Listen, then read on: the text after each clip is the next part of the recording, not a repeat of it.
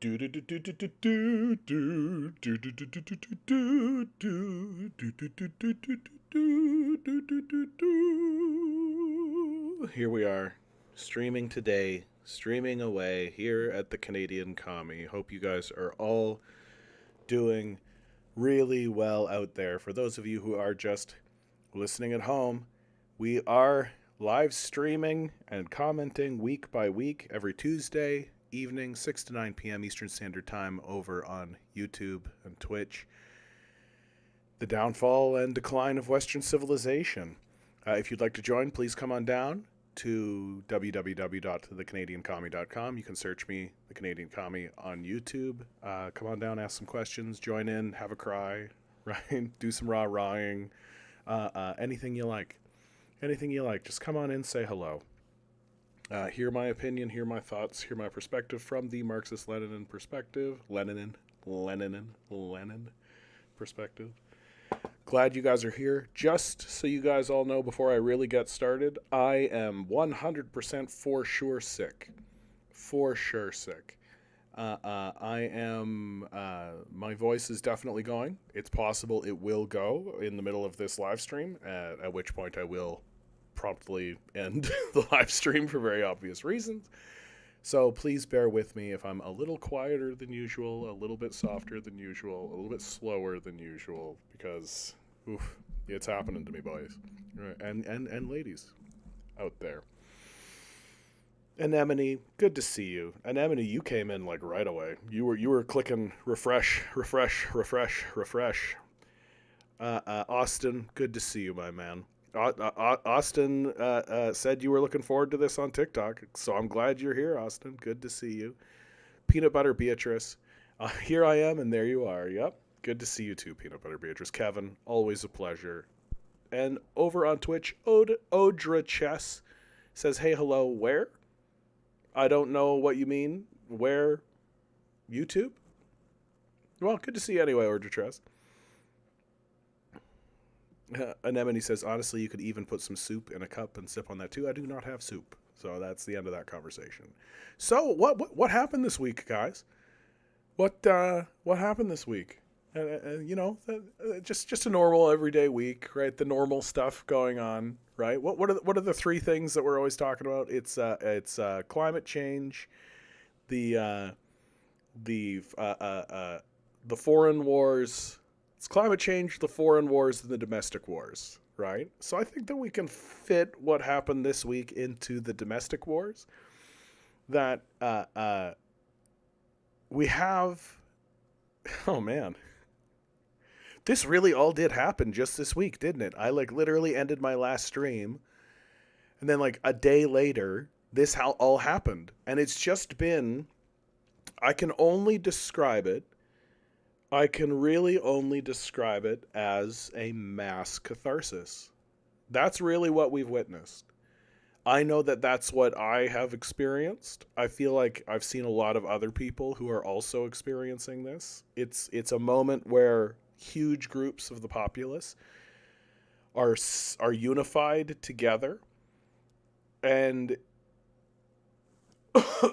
and we are looking at the situation and recognizing in one another that the place is rotten, that everything is rotted. And we as a people have gotten to the point now where if one of us stands up and guns down someone in cold blood in the middle of the street, guns down one of the capitalist class, we will cheer. We will cheer. And the people who stand up and go, why are everybody cheering? They look like the demented ones. They look like the ridiculous ones. I think the most emblematic moment on that line was Ben Shapiro. Ben Shapiro released a video attempting to decry the actions of this gunman who has been called, what's the name that he's received? The adjuster. The claims adjuster is the name that he's received. And his response by his own fan base got completely dunked on. New CIA drone pilot, good to see you, my man. And they look detached, they look delusional, they look ridiculous, because the situation is as clean as it could possibly get. Like, we all watched Breaking Bad, right? Like, we all saw that. It's not hard to imagine someone experiencing a health concern and having their claim denied and then seeking to enact violence against those who would do harm to them. It's not difficult. You have to be outrageously detached from reality to think that, to not understand, at the very least, to not understand what's going on. And you've got to be desperately evil to think that this is a one-sided issue where it's just some crazed gunman. So let me completely 100% lay out what I perceive to be what's happening right now, because the story has now evolved. That all we actually do know is that Brian Thompson was shot dead in the streets. That's what we know. That a gunman shot him with a silenced pistol. And now a story is coming out saying that, oh, here's this Luigi Maglione fellow. This Luigi guy. Which, I have to tell you, I feel like the internet's kind of letting me down a little bit on the Luigi memes. I just feel like there's so much territory to be... There's so much there. There's so many good opportunities for Luigi memes, and we're just not getting a bunch, right? We're just not getting a bunch yet. They'll manifest. So, the position that I'm about to tell you guys all about, the story that I'm about to tell, the narrative that I'm about to tell, is subject to change. And it's subject to change based on evidence, right? But we begin from the position that the ruling class are lying psychopaths, that the police force, the politicians, the media, and the corporate class are literally currently enacting genocides and murdering babies for money in front of our eyes, right? That's not a secret. We can watch that happen. So we know they're fraudulent liars. We know they're psychopaths. We know they'll do anything for money. And so I have no reason at all to believe a single word that any of these people say, and that it is up to them to prove to us that this person that they're claiming is the gunman is actually the gunman. Because here's an easy to believe narrative that I cannot comprehend why this is not the common thread, and why people do not take this position at base. Because it seems like the populace is willing to jump on board with the idea that, oh, this is the guy. Luigi's the guy. They got him. Right, now we're going to go into a trial with this guy. Well, here's a counter narrative.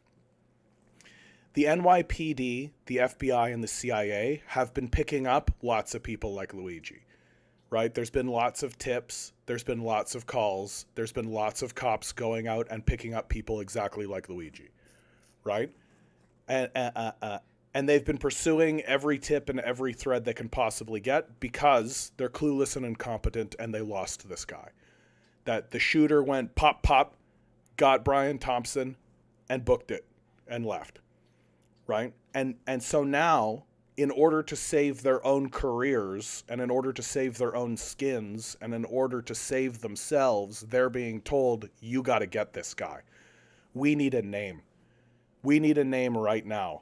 And so they went and they rounded up thousands of people, at least hundreds of people. Let's be more serious. The NYPD is not that efficient at their job.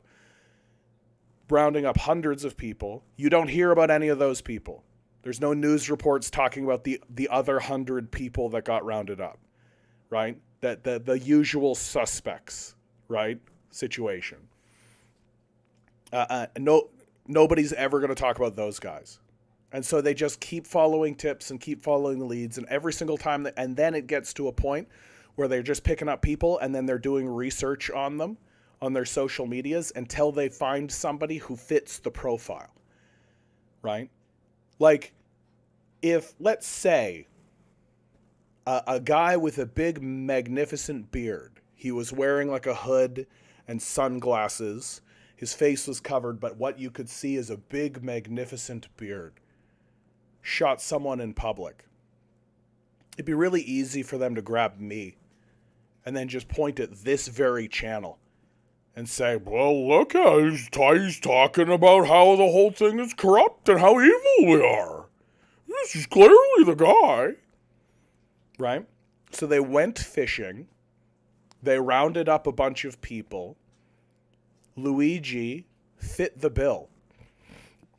He's written some stuff. He had a review of the Unabomber's manifesto, right? Oh, he's liked some stuff. Oh, he read some stuff. Oh, a young man with anti-capitalist positions, right? How uncommon. And then he's also had healthcare concerns, right? Oh, there's your motive right there. There's your motive right there. He's got healthcare concerns. He wrote some anti-capitalist stuff. Here it is. And when we found him, you'll never believe it. When we found him, he had a gun and fake IDs and a manifesto that's a confession letter. He just had it on him. Really? Really? Like, really? So you're telling me that my man Luigi here, right? He popped Brian Thompson, and he had the wherewithal to dispose of his backpack, right, which had a jacket and Monopoly money in it, right? But he kept the gun. He didn't discard the weapon, right? So he kept that. He kept the fake IDs and all the stuff that he used in order to travel, even though he's now gone. He's out of the city now. They found him in Pennsylvania. And on top of all of that, he actually had in his back pocket, you wouldn't even believe it, he had a literal confession note. So that sounds like the most unbelievable story I've ever heard in my life. Especially for somebody who, like, meticulously, obviously planned the shooting. He was writing stuff on the casings of the bullet, right? Deny, depose, defend. We all know about this. He puts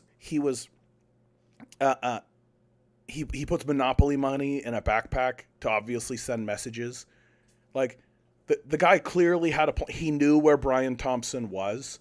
He showed up and just clean. It was the cleanest kill ever. Pop, gone. Gets on a bike, takes off. But he hangs on to the gun. And he hangs on to all the incriminating evidence. Everything that would incriminate him as the shooter. He just hangs on to that. Doesn't think to get rid of it. Oh. So, in my view, and what should be the common view, and it's shocking to me, like, it shows you how well trained we are. It shows you how well whipped we are by the system of capital. It shows you how deep the indoctrination of capital is inside of us. That even as, like, we all fundamentally understand that the power structure are fraudulent, lying psychopaths. We do. We mentally understand this. We've come to a place where we go, oh yeah, okay. These are mass murdering psychopaths that kill people for money all the time, every day, constantly. They're literally destroying our planet for money, right? We understand this. But the moment that same exact power structure comes out and makes a claim, we all just go, yeah, okay, that's the guy. Oh, poor Luigi almost got away with it.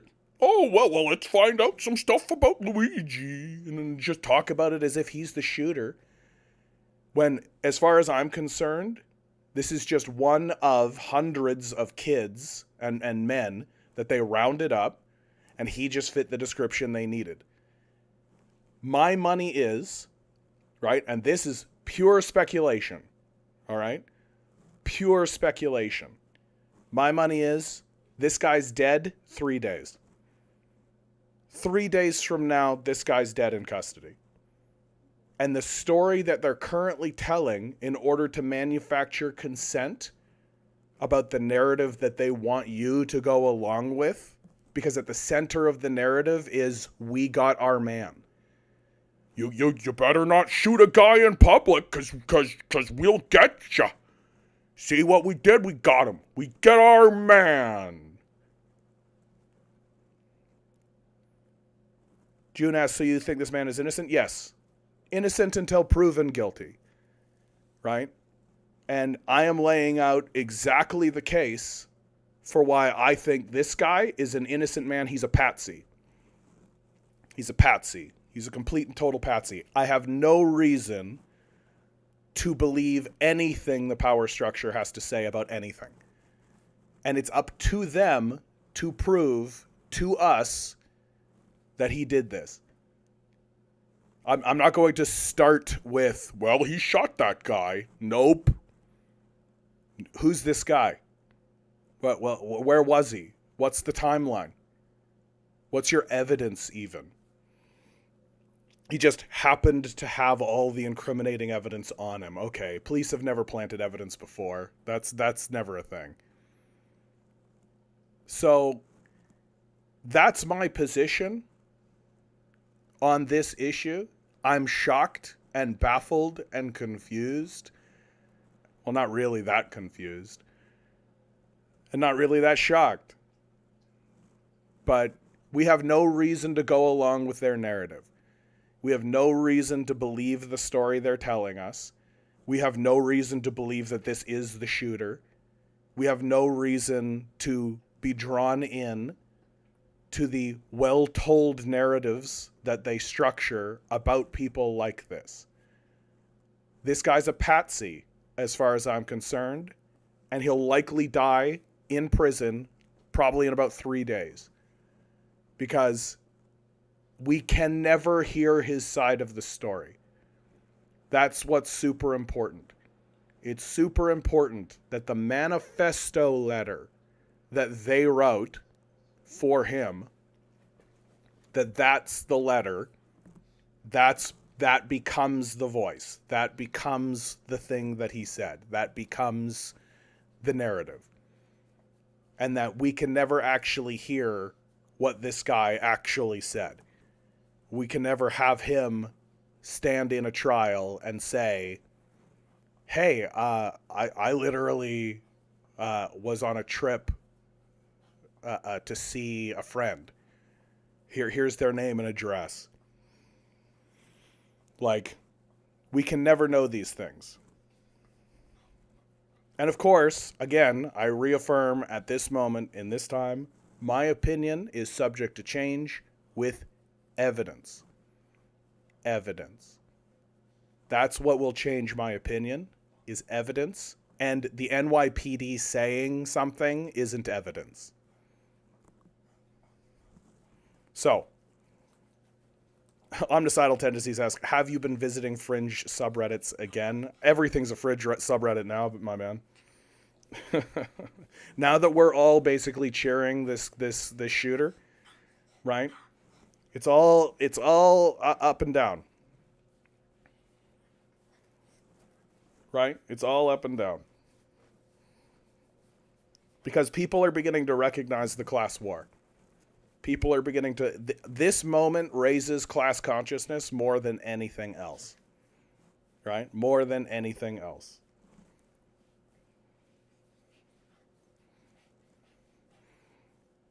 So, Wick, good to see you, Wick. Did I get a new camera? I have not yet. Sorry, my man. I will.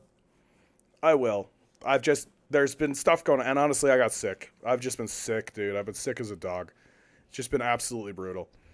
And you can hear it in my voice. It's just absolutely gnarly. I thought that I was going to be better by now, but it's just really clinging on, and it's really hanging on. So, thank you, though, for your concern, dude. No, and I don't understand why like, why is it that I'm considered fringe by saying, uh, uh, why am I considered fringe by saying the state actually has to prove something? We're just going to believe them. Oh, okay. Because the state has never lied. Like, no, they need to prove their case, right? And so until this is at trial, until we see all the evidence, until we hear from the witnesses, until we hear from this guy, right? My position is this is a patsy. He got scooped up by the NYPD because they couldn't find anybody, and people's heads were going to roll, right?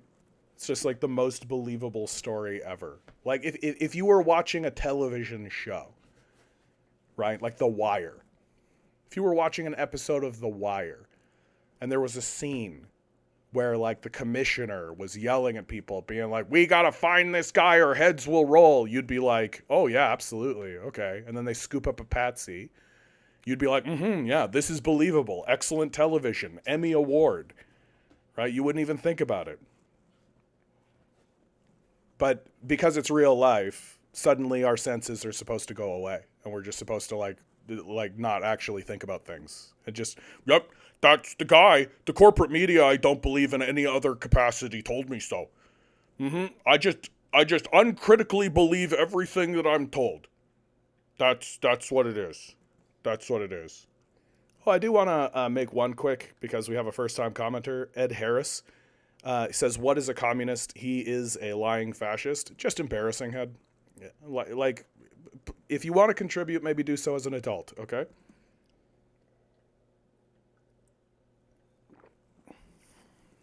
Long Defiant writes, I'm getting kicked out of my rental this month. Landlord is selling it. Happy holidays. Yeah, you bet. Isn't landlording a great system? Right? Isn't this whole system just completely the best ever? Isn't it normal? Okay, buddy. Down you go.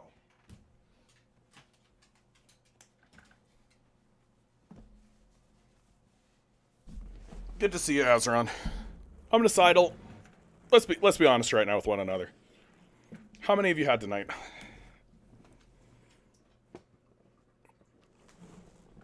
How many of you had tonight, my man? All the love. Captain, good to see you over on Twitch. Ooh, 0. Okay. You're just feeling spicy today. Jeff writes, good to see you, by the way, Jeff. I just watched his lawyer on TV. He said they have been provided with 0 evidence. Yeah, that's right. Like, what evidence do they have? Right? Like, I'm sorry. It's just a little bit too neat of a story. Like, I'm just hung up. Here's my big hang up. Christopher Da Silva, good to see you, my man. I'm just a bit hung up on the idea that this kid kept the gun. What are you talking about? Like what are you actually talking about? Like, you shoot a man in a street and you're trying to make your getaway, and the thing that you should definitely do is get rid of that gun as fast as possible. Like, literally walk around the corner and throw it in a garbage bin. Like, and you're just hanging on to it. And like, the manifesto. It's a bit, it's just a bit too neat, don't you think? It's just a bit too clean, don't you think? Like, suspicious, like, don't you think? Just seems a bit, just seems a bit, you know what I mean?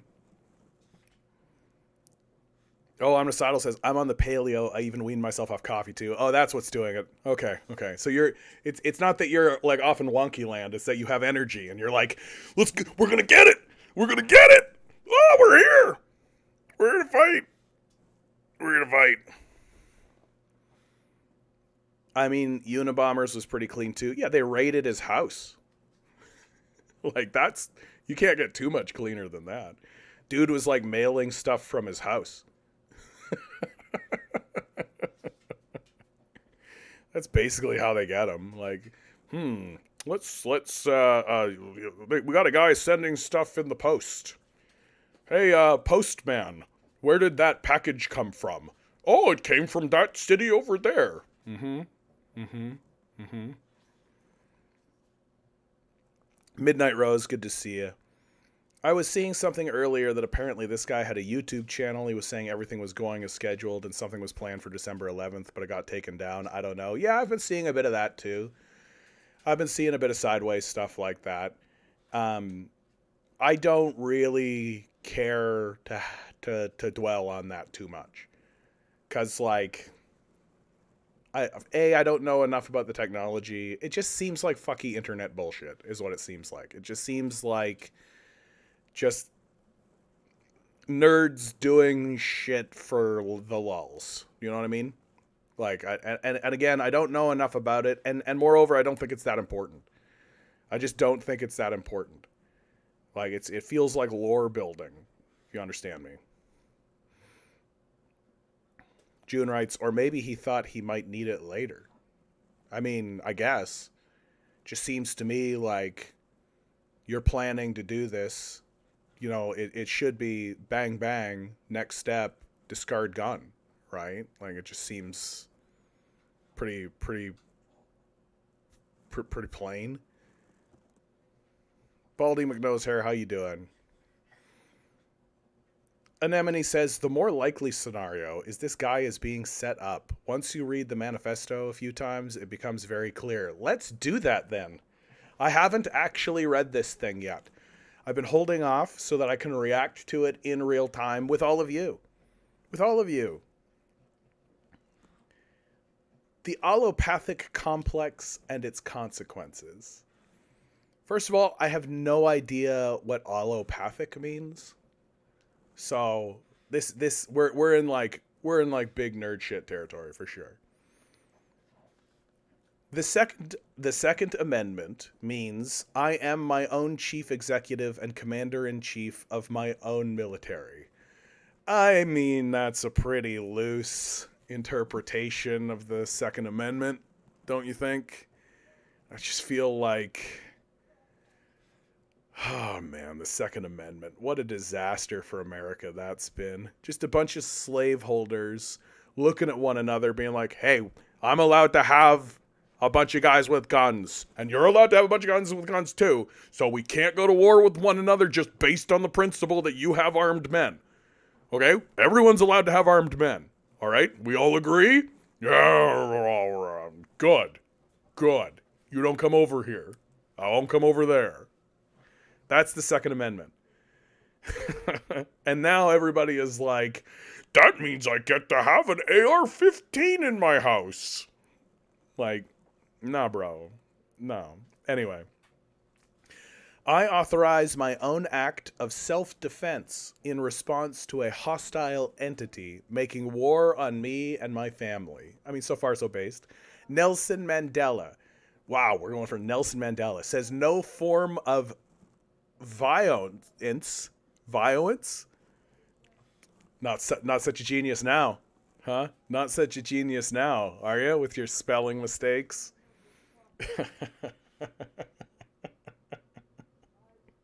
You know what? One of the things I really love about this whole situation is that it's so clear that people are just delving into the absurdism of it all, right? People are just delving into the absurdity of it all. And like everyone's finding the humor and everyone's finding the lulls. I really love that actually, because it just shows you like we're just so fucking busted. Like we're broken, right? Like they keep trying to distract us with the alien shit and nobody's biting because everybody's just like, fuck, whatever. Like, sure. Aliens are real. Okay, whatever you say, bro. Like, I don't even give a fuck. I don't even care to take time to be like, nah, aliens aren't real. Nah, it's the government. Like everybody's just like, sure, whatever. And then moving on. Right? Because like, okay, cool. If the aliens come and take us over, are they gonna lower my rent? Nelson Mandela says no form of violence can be excused. Camus says it's all the same, whether you live or die or have a cup of coffee. MLK says violence never brings permanent peace. Gandhi says that nonviolence is the mightiest power available to mankind. That's who they tell you are heroes. That's who our revolutionaries are. Just feels like he's writing an essay for a class. Baldy McNosehair with a $50 donation. That's very kind of you, Baldy. I really appreciate that, my man. That's very, very kind of you. Thank you so much. Maybe I'll get a really nice camera now. That's really nice. So let me get this straight, says Baldy. This week, Luigi killed a CEO. Biden bombed Syria. Yeah, we haven't even got to Syria. South Korean president didn't get impeached after an attempted coup. And a 20-year-old Indian kid got shot and killed in Edmonton last night. What a way to end off 2024. Yeah, we're not done yet. We're not done yet. Yeah. Thanks, bud. I really do appreciate it. That's very kind of you. And the captain, I see your comment, but it's going to take us on like a bit of a tangent, so I'm just going to stay focused on this, and then maybe I'll loop back around. Okay, bud? Thank you for sharing, though. I appreciate it. That's who they tell you are heroes. That's who our revolutionaries are. Yet is that not capitalistic? Nonviolence keeps the system working at full speed ahead. What did it get us? Look in the mirror. They want us to be nonviolent so that they can grow fat off the blood they take from us. The only way out is through. Not all of us will make it. Each of us is our own chief executive. You have to decide what you will tolerate. Sort of dawning on me, or I'm like really thinking about while I'm reading this. Like, the power structure wants a civil war, right? Like, they want that. Because then they can start dropping bombs, which is all they know how to do. Right? Like, right now, there's like this tension, and they've got to be like, okay, like, we definitely want to make conditions worse for these people and like rob them as fast as possible. We're already murdering them. Like, but we just needed a good excuse to push us over so that we can literally start kicking in doors, right? Which I guess the Trump administration is going to do anyway. So, in Gladiator 1, I love this. This guy's all over the place, my man. Although I gotta tell you, I feel like, doesn't this kind of read like it's been written by AI? Don't you think? Like, they plugged into a system. I need you to write an essay from a revolutionary's perspective justifying the use of violence. And the AI is like, in Gladiator 1, Maximus cuts into the military tattoo that identifies him as part of the Roman legion. His friend asks, is that the sign of your god? As Maximus carves deeper into his own flesh, as his own blood drips down his skin, Maximus smiles and nods yes. The tattoo represents the Emperor, who is God. The God Emperor has made himself part of Maximus's own flesh. The only way to destroy the Emperor is to destroy himself. Maximus smiles through the pain because he knows it is worth it. These might be my last words. I don't know when they will come for me. I will resist them at any cost. That's why I smile through the pain. They diagnosed my mother. Now, so hold on. So now you've got like a break, right? Like that's a line break, right? And so basically they got that from the AI, right? And now they're going to go into like, okay, now tell the sympathetic side of the story, right? This is this guy writing a confession note, which he kept on him for some reason. They diagnosed my mother with severe neuropathy when she was 41 years old. That's my age right now, right? So I'm diagnosed with severe neuropathy, right? She said it started 10 years before with that burning sensations in her feet and occasional sharp stabbing pains. So she'd been doing it for a decade. So this has actually happened when she was 30. That's crazy. At first, the pain would last a few moments, then fade to tingling, then numbness, then fade to nothing a few days later. The first time the pain came, she ignored it. Then it came a couple of times a year, and she ignored it. Then every couple of months. Then a couple of times a month. Then a couple times a week. At that point, by the time the tingling faded to numbness, the pain would start and the discomfort was constant. At that point, Even going from the couch to the kitchen to make her own lunch became a major endeavor. She started with ibuprofen until the stomach aches and the acid reflux made her switch to acetaminophen. Then the headaches and barely sleeping made her switch back to ibuprofen. The first doctor said it was psychosomatic. Nothing was wrong. She needed to relax, de-stress, sleep more. The second doctor said it was a compressed nerve in her spine. She needed back surgery. It would cost $180,000. Recovery would be 6 months minimum before walking again, 12 months for full potential recovery, and she would never lift more than 10 pounds of weight again. The third doctor performed a nerve conduction study, electromyography, MRI, and blood tests. Each test cost $800 to $1,200. She hit the $6,000 deductible of her United Healthcare plan in October. Then the doctor went on vacation, and my mother wasn't able to resume tests until January when her deductible reset. Deductibles have got to be the craziest shit of life, man. Like, this is the part about the whole insurance scam that is so despicable, right? Oh, I know. I know. I just want everybody to say hello to you. Oh, I know. I know. What do you want to say to the people, Milo? What do you want to say to the people? Luigi is innocent. Are we down with the power structure? Thanks, Milo. Milo always telling the truth. Oh, I know.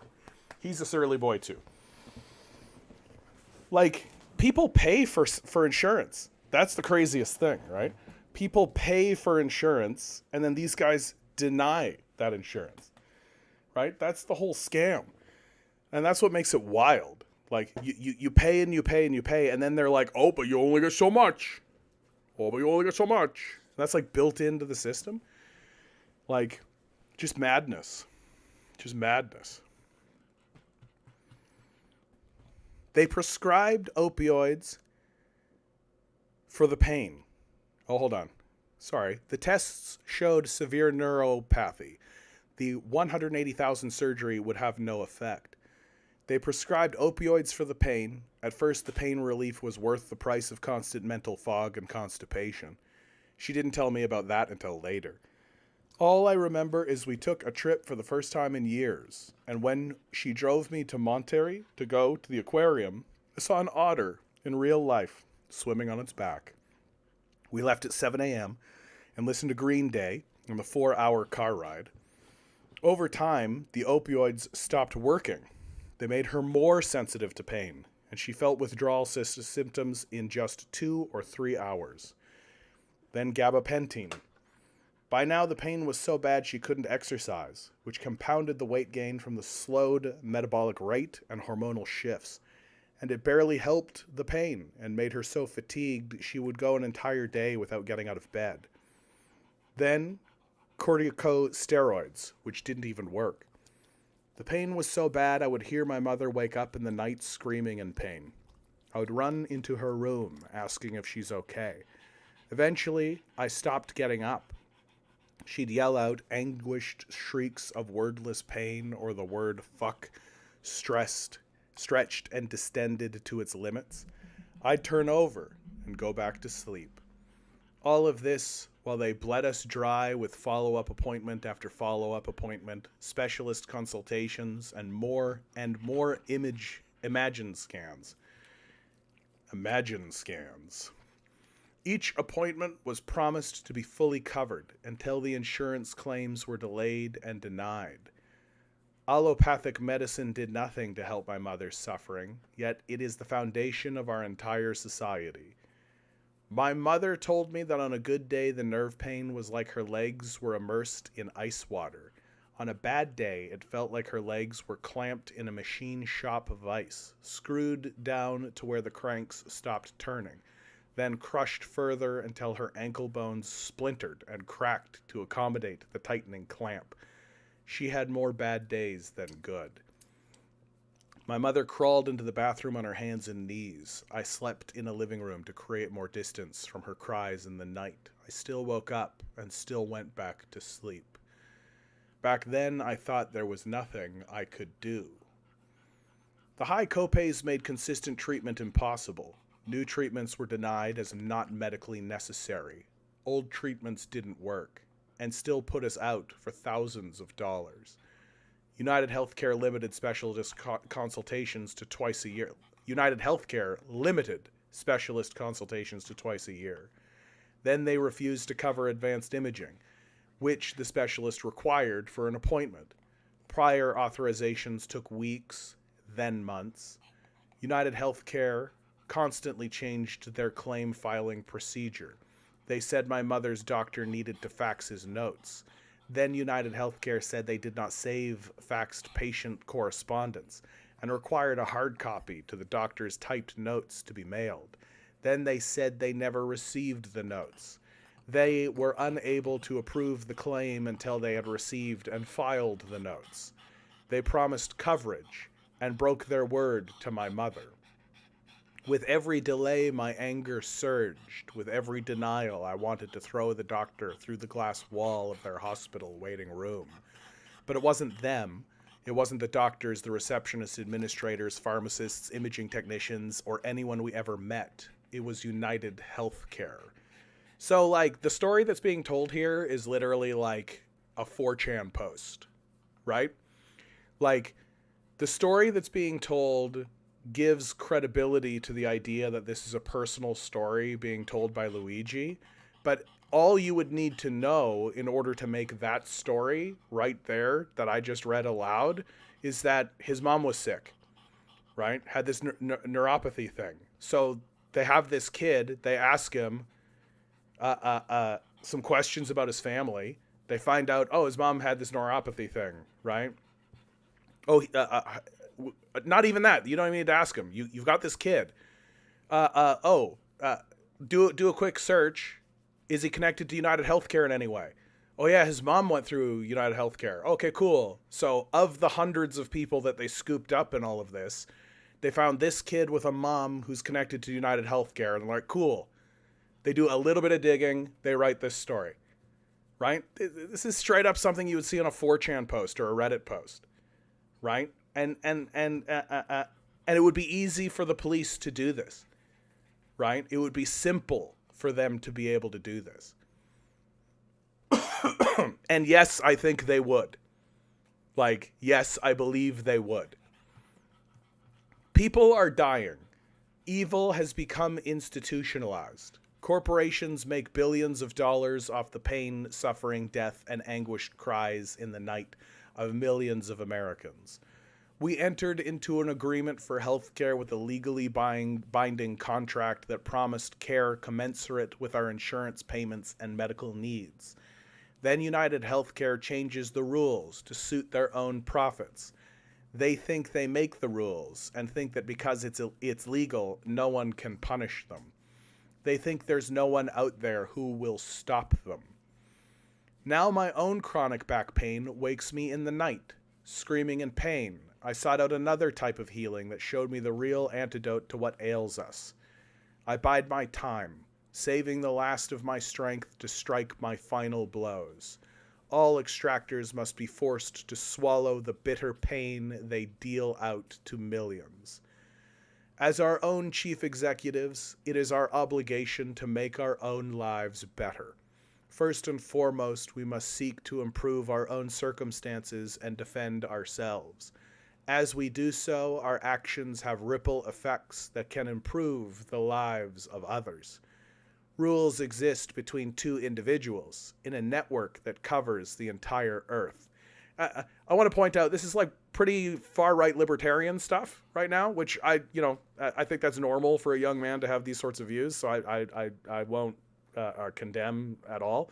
But I do think it is funny because, like, this is a free market solution, isn't it? Like, all of these, like, free market hawks, all your Shapiros and Petersons and all this, like, they don't have the right to complain. Here's a free market solution. Well, he broke the law. Nah. What law? You guys are always talking about deregulation, so here's your free market solution, right? Kid guns somebody down in the streets. There's your free market solution right there, right? Isn't that what you guys are fighting for? Turns out that the solution was a good guy with a gun. Who knew? Some of these rules are defined in physical laws, like the properties of gravity, magnetism, or the potential energies stored in the chemical bonds of potassium nitrate. No single document better encapsulates the belief that all people are equal in fundamental worth and moral status in the frameworks for fostering collective well-being than the U.S. Constitution. Writing a rule down makes it into law. I don't give a fuck about the law. Law means nothing.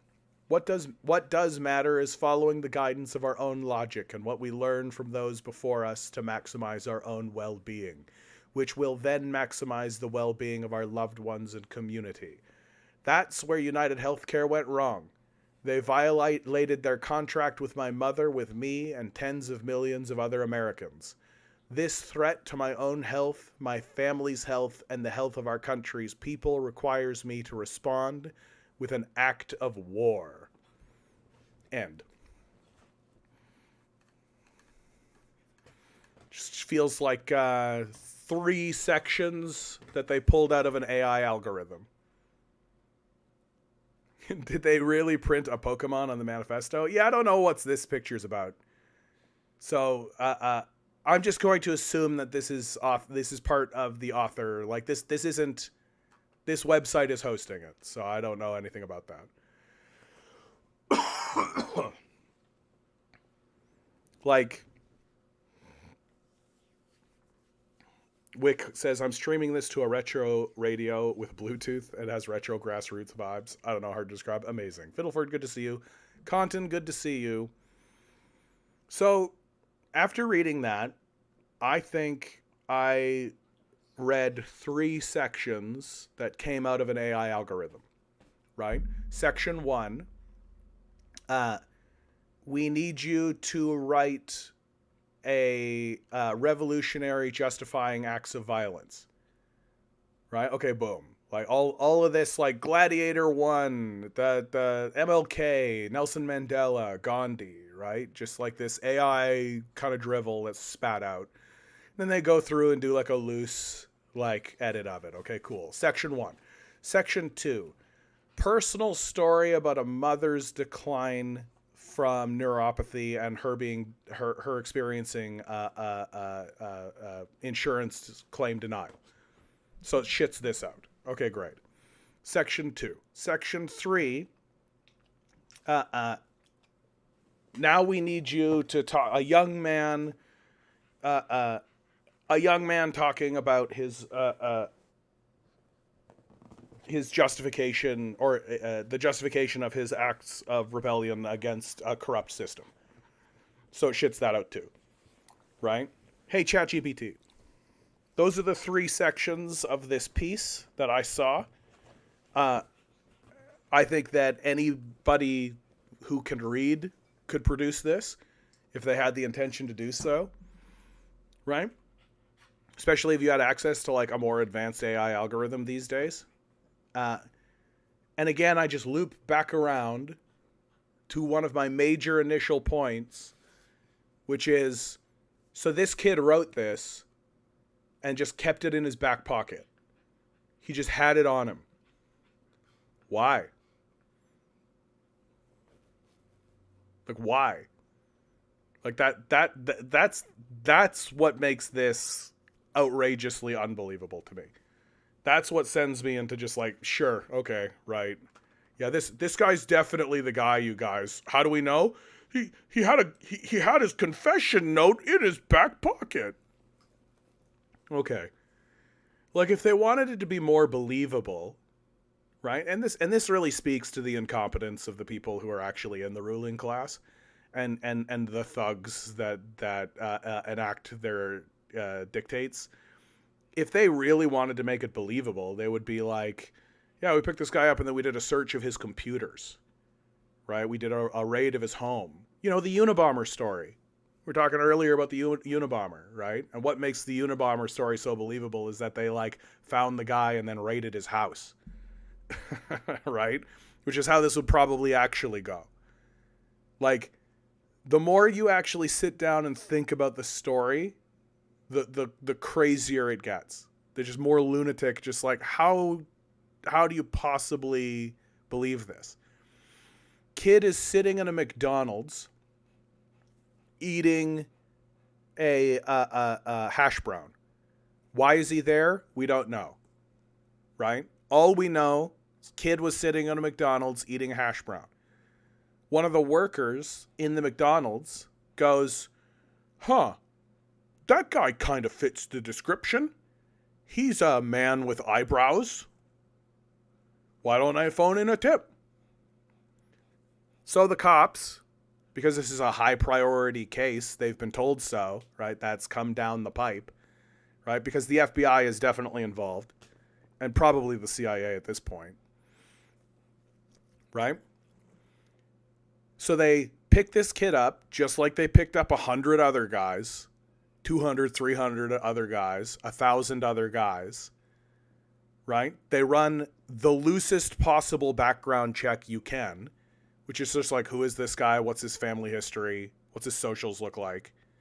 And they went, oh, this guy's mom had a case with United Health. Oh, this guy wrote some modestly anti-capitalist stuff on the internet. Perfect. Look, we found a gun. Look, we found it. So, I don't believe you, right? It's just that very classic Will Ferrell, like, I don't believe you. Simple as that. Right? So we'll see if this kid makes it to trial. I don't think he will. I think that he'll die in prison. That right now he's being transferred to New York. Right? He's going through the system. He has to go through the Pennsylvania system, and they're going to transfer him to New York, where he will be officially charged in New York. And he'll likely die in custody. And that's what I expect to see happen. If that doesn't happen, okay, that's interesting. And then if it turns out this kid stands up and it's just like, yep, I did it. Guy got. Yeah, I wrote that. I'll be like, okay, cool. Like, I was wrong. Right? I'm fine with admitting that. But until I see, like, actual evidence that this is actually the guy, I have no reason to continue to go along with this narrative. Omnicidal says, that medical info on his mom is HIPAA. Cops don't have that info. Come on, my man. Like, come on, Omnicidal. Like, I know that you're playing devil's advocate, but dude, like, you gotta be kidding me. Like, the FBI and the CIA are involved in this case. Like, get the fuck out of here, dude. Like, we're not talking about, like, a rinky-dinky, like, oh, good, I gotta, oh, goodness me, well, they're saying that there's a, oh, we gotta go check that tip over at the McDonald's. Oh, that's not what's going on. Like, come on. Wick says, he's an Ivy League student, a smart guy, 3D printed a weapon. He planned it well in advance, including a manifesto. Doubtful he was just caught. This guy was smart. And Emily says, nah, that manifesto was written by a cop with AI. The more believable thing for me, like, if it turns out this guy, like, did have the gun and did have this manifesto on him and did have this stuff on him, then, like, he wanted to get caught, right? Like, that's the most believable thing to me. Like, the least believable narrative is just like, oh, shucks. Oh, I didn't think that through. Like, it's way more believable to me that this guy's like, okay, I'm going to get caught. I'm going to get caught in Pennsylvania in this McDonald's. Like, he's the guy that calls in the tip. There you go. There's a narrative that I would believe more than the narrative we're being told. That a McDonald's employee called it in. Like, I find it more believable that it would be this guy that did it to himself then. Sitting there with the gun and with this manifesto. Like that his goal was always to escape the city and then have it go down this way. That I would believe.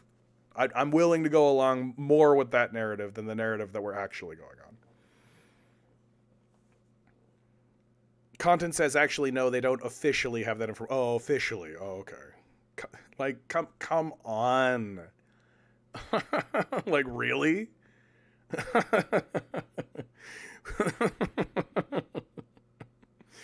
Like, these people don't follow their own rules. Like, what are you talking about? Like, I cannot believe that I'm actually having to have a conversation about that. Like, yeah, in the most high profile assassination that has happened in America in decades, like this is high profile, right? Like this is like the high, like when was the last time something like this even happened in all of America, right? You're telling me that the CIA is just going to be like, shucks and darn, we got to fill out the appropriate paperwork, I guess. You're telling me that even the NYPD, with their like multi-billion-dollar budget, is just gonna be like, well, shucks and darn, gee willikers, Jiminy Jillikers, yes, we need to fill out the appropriate paperwork to get that figured out. Come on. Midnight Rose writes, the Pokemon is number 286, referencing Proverbs 28:6. Why Proverbs specifically? There are lots of books in the Bible. Better is a poor man who walks in his integrity than a rich man who is crooked in his ways. I mean, that's pretty baller. Like, that's a pretty baller line right there.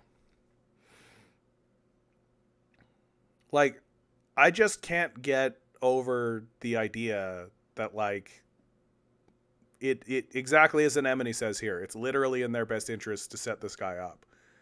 That, like, the worst outcome for them is that the shooter gets away.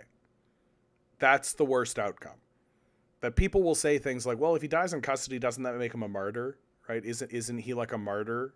And first of all, I find that to be really adorable, the idea that Americans have any kind of spiritual consciousness so that they will recognize a martyr when they see one. Right? I don't think Americans have that kind of spiritual awareness to actually believe in the concept of martyrdom in the first place. And I think that, yeah, the fascist forces that exist throughout America absolutely are going to say, yeah, we're willing to accept the idea that this guy might become a martyr if it means that everybody understands we got our guy, right? Because their actual worst case scenario is that he gets away, right? That people get it in their heads, oh, you can just walk up to these guys and shoot them and leave. That if you put just the smallest amount of thought into it, just the itsy bitsy teeny weeniest amount of thought into it, and just think your steps through and just go, okay, and then this should happen, then this should happen, then this should happen, then this should happen. You can walk up to your target, go pop, pop, throw your gun away, and walk away. And the cops will be like, well, he disappeared at a Central Park, and then now we think he's on a bus and he's out of the city, I guess. And that's what'll happen. Right? But you do not want people to actually get that into their head. They don't want you to recognize how actually vulnerable these guys actually are. They don't want, like, Elon Musk does not want you to realize that, like, yeah, sometimes I just walk down the street to get a burger at McDonald's, and you could just cap me right then, and it wouldn't be a problem for you. Right? Like, these guys don't want you to realize, like, how fragile and how vulnerable and how easy it would be to do this. And so they've got to get him. They have to. They've got to send that. That's the primary thing that isn't stated. It's never stated, right? Because if they stated it, then it would make it obvious that this guy's a patsy, right? What's never stated is they must catch this guy. They must do it. They cannot have the populace realize, oh, we could just shoot these guys? Oh, we could just shoot these guys and then just get away with it.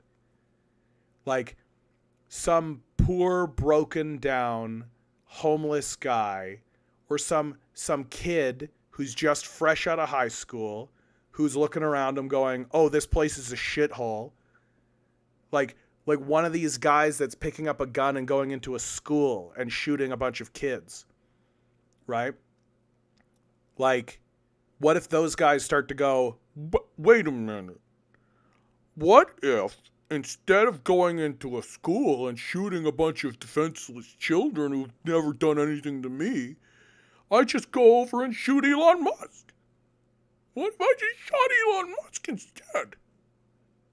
Like, we're right there. How many times are mass shootings happening in America? How often is that actually happening? Right? I haven't looked into that in forever because it's become such a mundane part of the reality of American society that nobody gives a fuck anymore. But what happens if any amount, if 10%, if 5%, if 1% of the people that are going and doing these mass shootings instead go, I could just shoot a CEO.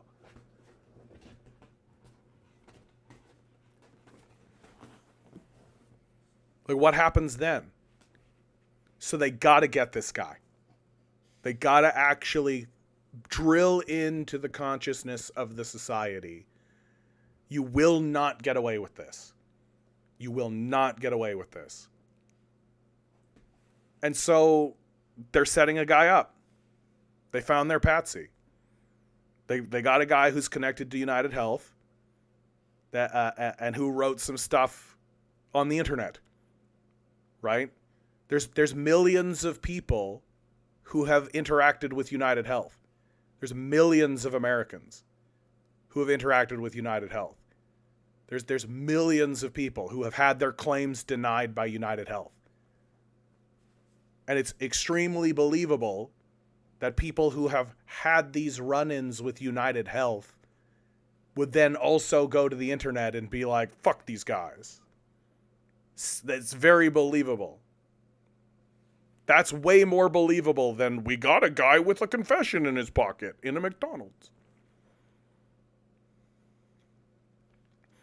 Pop Shep Kiss Conscious asking the important questions, the big questions. Canadian commie, is this guy a hero?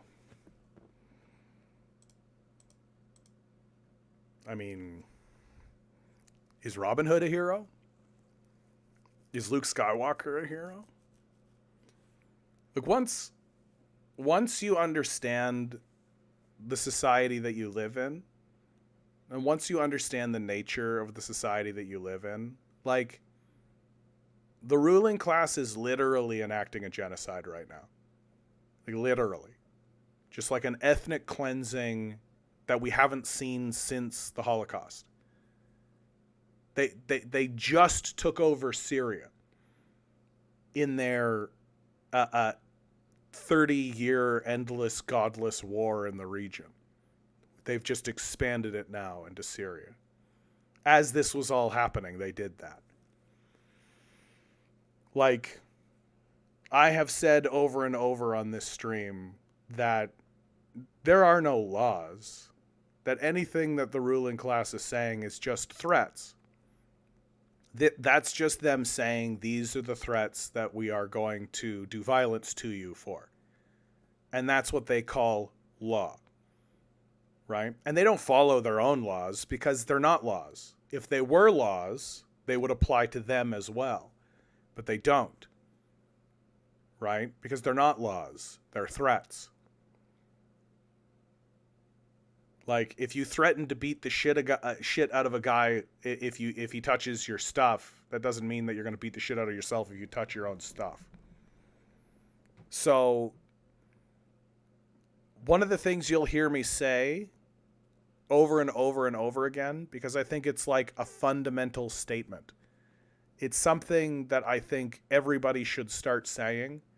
It should be our immediate response to anybody saying anything about these ideas and concepts, which is, how dare they fight back? Oh, did you hear the Palestinians did X, Y, and Z? Yeah, how dare they fight back? Oh, did you hear that a shooter got Brian Thompson, this guy, yeah, how dare we fight back? Right? That all of these people that are trying to moralize and clutch their pearls and create a both sides narrative, or do you condemn Hamas and all this kind of stuff, like all they're doing is whining that somebody's fighting back.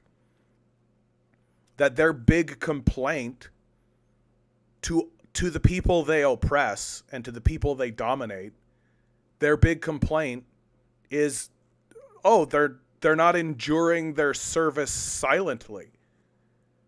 Oh, they're not enduring their oppression in silence. They're not suffering in silence. They're not dying in silence. That they actually have something to say and they actually intend to do something about it. How dare they? How dare they lift their head against us, their betters? That's fundamentally their statement and their complaint. How dare you fight back? How dare you? I'm looking forward to the copycats. That's what I'm looking forward to. Or when the actual shooter strikes again. Looking forward to it. I'll be here commenting.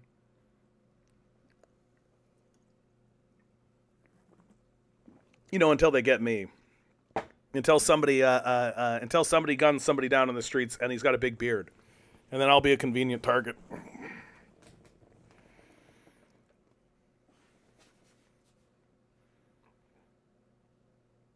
Yeah, Anemone's like really nailing it, right? Like if you have the forethought to plan everything else out, why would you miss that integral step? Get rid of the gun. Right? Just get rid of the gun. Like if I sat down with this guy and he actually like confessed and like did the whole thing, that's the question I would ask him. Like, why didn't you just get rid of this stuff? Like, why did you keep this around you? Like, why didn't you just like put it all in that backpack and then just throw the backpack away? Like, what were you doing there, bud? Like, literally the only thing you should have had on you at the end of it all was just cash. You should have had your ticket, right? You should have got on that bus. You should have gotten the fuck out of the city. And then you should have thrown everything away. You should have thrown all your ID away. And all you should have had on you at the end is a wad full of cash. Right? Like, what are you doing here? Jeff says, off topic. I think that we've hit it. I've been talking about this for about an hour now, so I think that we've hit it. I don't know if there's much more to say anymore.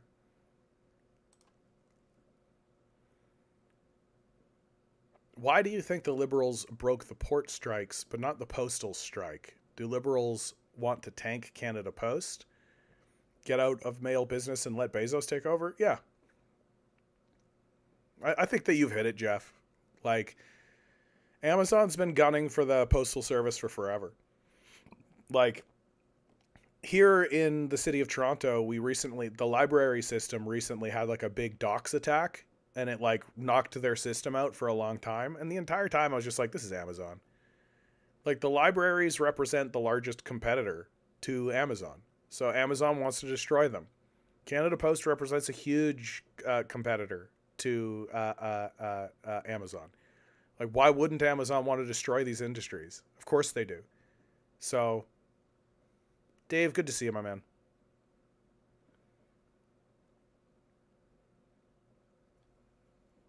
Anemone says, do you remember the response for Uvalde? They don't have the guy. Uvalde, wasn't that the one where the cop was like we heard the gunshots and the kids screaming in the background and we saw the cop just sitting there, like just while it was all going on? Like, that's the police force I've come to expect. Like, who are these crack teams that are actually getting this shooter?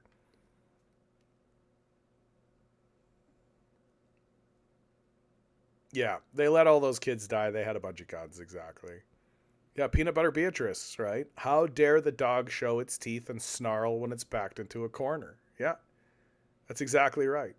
Like, how dare they?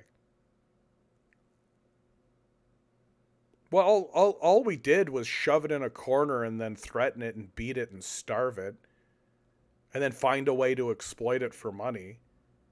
Well, then it tried to bite us. What? Doesn't it know?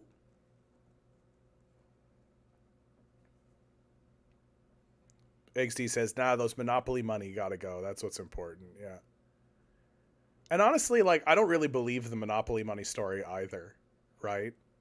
Like, I bet you they found a backpack, and in that backpack was the gun, right? Like, they probably found the backpack and it actually had, like, the gun in it. And then they were like, well, don't report that. Don't tell the media that, right? We're going to need that gun, right? He's got to have that gun for when we set him up. Dave says, what's up, Jonathan? For some reason, I don't get the notification anymore, but I'm back. Oh, I'm sorry to hear that, Dave. If I could fix that for you, if I could wave a little wand and be like, bing, I'd do that for you. I just assume it's fuckery, as always.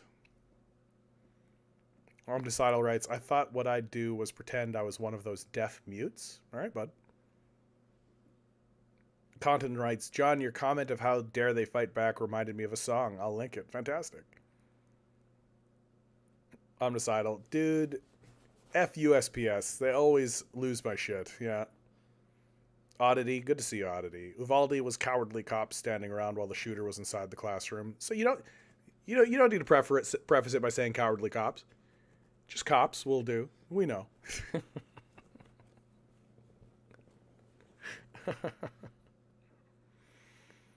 Yeah, Midnight Rose, right? Cop with a thin blue line Punisher wallpaper on his phone while kids die. Yeah, absolutely. One cop had a Punisher logo on their phone. Yep, exactly. So, pivoting away from this story, and I think the last comment that I'll make on this, right? The last comment, just to land it, I've said it a few times, but I'll just land on this. Everything that I've just said is subject to change with the introduction of evidence, right? If, let's say, this actually does somehow manage to make it to trial, right? Which, incidentally, like, trial of the century, right? Like, I'll be watching, for sure. Everybody will be watching. I think the social media will be abuzz by it. The capitalist system won't be able to help itself and will absolutely just promote it and air it and send it into the world, right?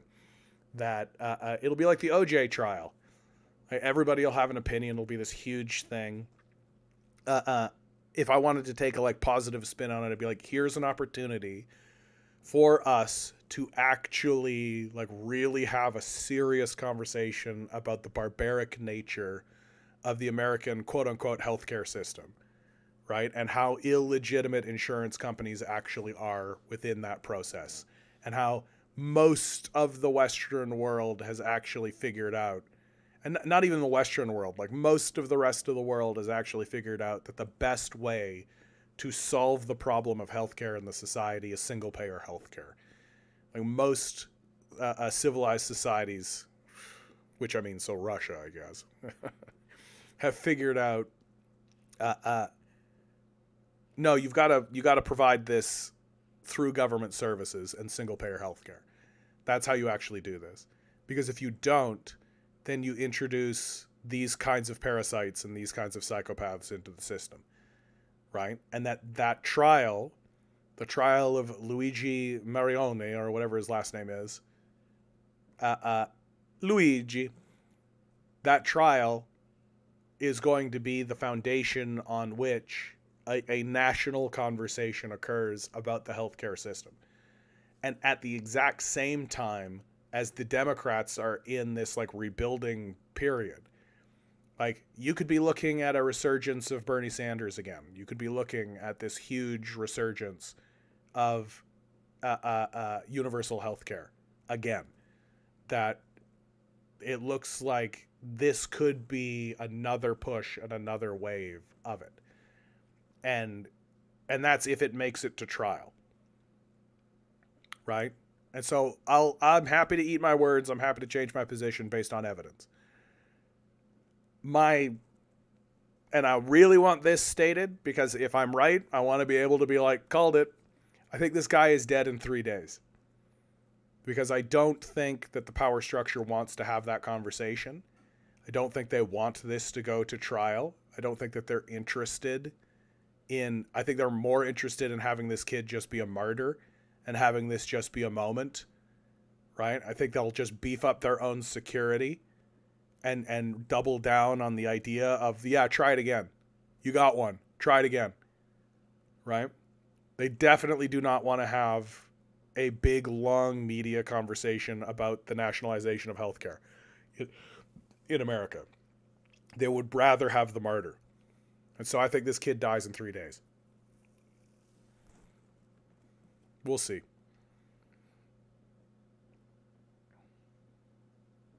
Lee Harvey Oswald, the sequel? I mean, it's pretty standard patsy shit, right? Like, Jeff said his lawyer today wouldn't disclose who was paying him. Well, one of the things that we know about Luigi is that he comes from a fairly well-to-do family, right? He comes from like a Baltimore family that's fairly well-to-do. So chances are good that it's the family. So, pivoting. Dr. Assad will return to ophthalmology after being deposed as president of Syria and plans to set up an eye clinic in Russia. I don't know. Seems kind of charming. You know what I mean? Like, Assad is going to open up an eye clinic in Syria. Can you imagine, like, going to your eye doctor and it's Assad? And you, like, walk in and he's like, well, how are you doing today? And you, like, sit down. He's, like, analyzing your eyes. And he's like, okay, well, yeah, that's what it's going to be. Assad standing there, and it'll be number one, number two, number one, number two.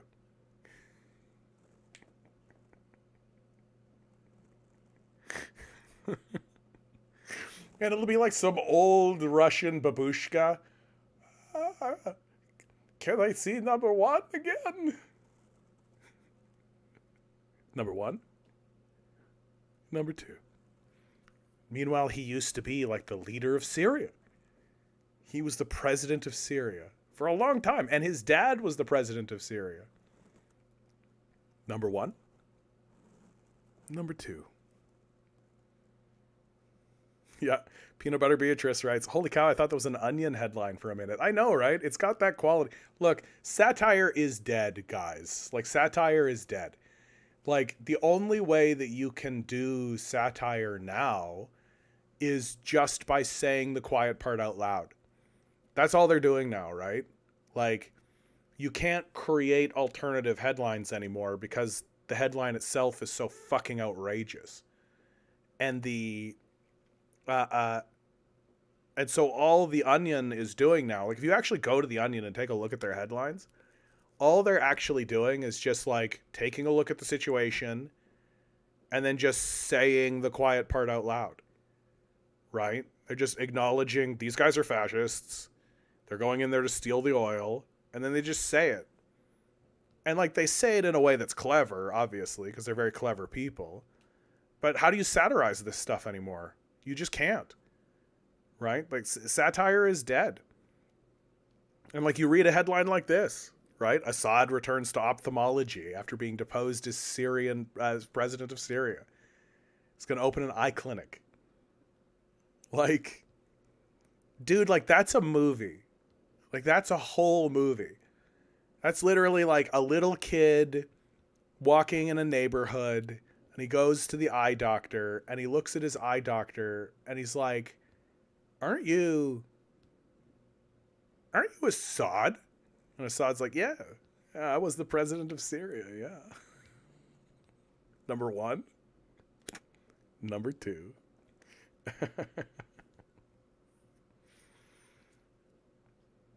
Omnicidal says, just think this, if his brother didn't die, his brother would lose Syria, and Assad would still be a doctor. Yeah, that's true.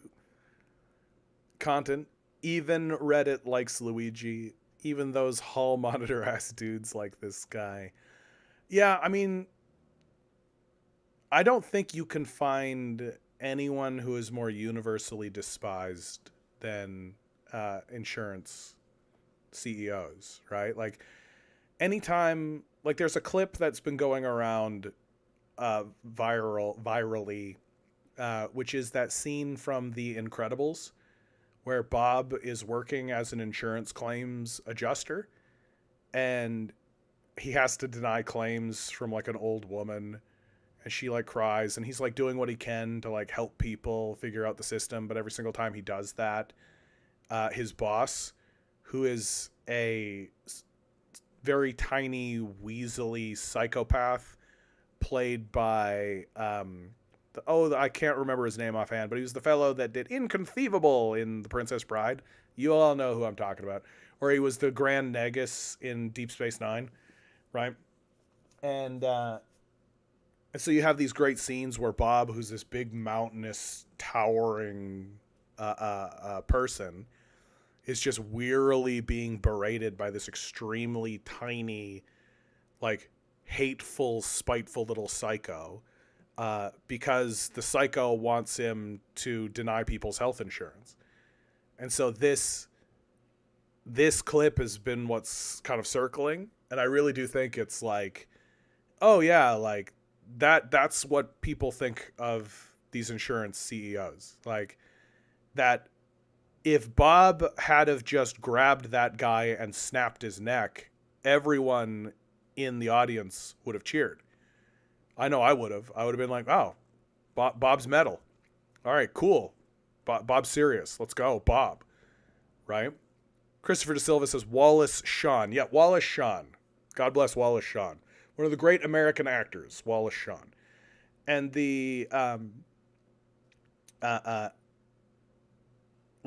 this is how you know superheroes in the American mythology of superheroes are fascists, because they don't go to these people's houses and force them to do things to improve the lives of people, right? That all of the suffering and hardship that people are actually going through are silenced, ignored, sidelined, not paid attention to at all, right? Homelessness is invisibilized.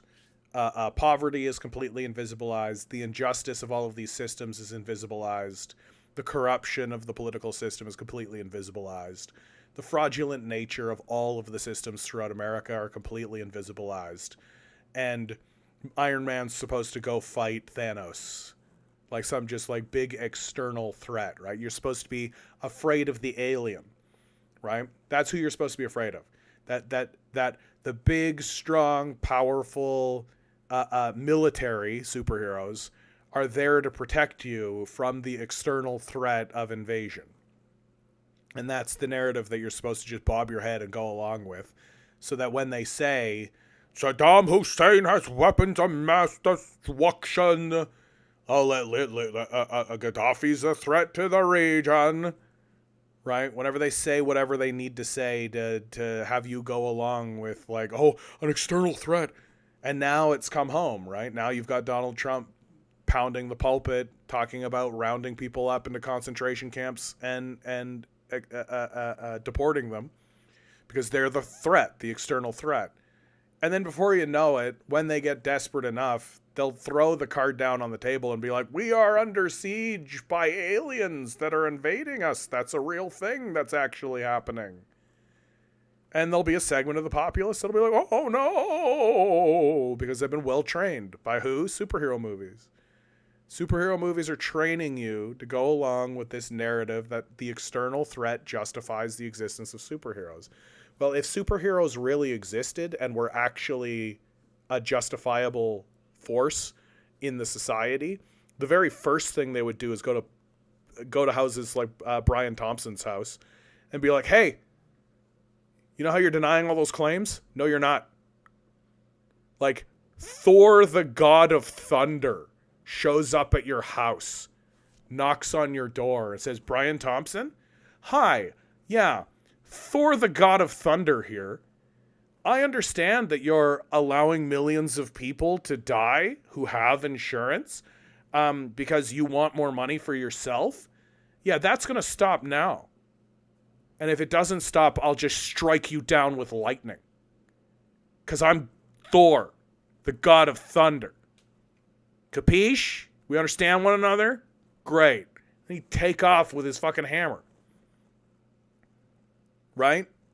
Like, Superman would go to Metropolis, New York. That's what Metropolis is. And he would go, there's an awful lot of homelessness here. And he himself, he's Superman. He would just build houses, right? He would just use his great wall of China building breath, Superman 3, and just go, just create a whole bunch of houses. And if a politician stood up and tried to say, well, you can't, that's not properly zoned, he'd be like, excuse me? What are we talking about here? And that's how that conversation would go. That's how that conversation would go. If these superheroes were actually justifiable, which they're not. Not at all. Because they're all fascists. How did I get onto this? How did I get on to superhero shit again? Oh, yeah. So, The Incredibles was the first version where they actually kind of let something slip through. They were actually oh, here's a guy in the society that everyone despises. And Bob is put into a position where he has to suffer underneath this withering existence. And we're all sort of rooting for Bob to get through it. Well, if Bob was actually a superhero, he would just kill this guy. And when they said to him, hey, you killed this insurance guy, he would be like, and I'll do it again. What are you going to do about it? Fucking Mr. Incredible. What are you going to do? Maybe don't deny people's claims. Maybe don't kill people for money. How about that? Right? That's what I would expect a superhero, an actual superhero, to do. DT, first time commenter, says, hi John, been following you for a while, but glad to catch you streaming today. Well, I'm glad to have you here, my man. That makes me feel good. Getting new viewers. Soon I'll be internationally famous, and I'll never forget you all. I'll remember each and every one of you. From the bottom of my heart, I think that's true.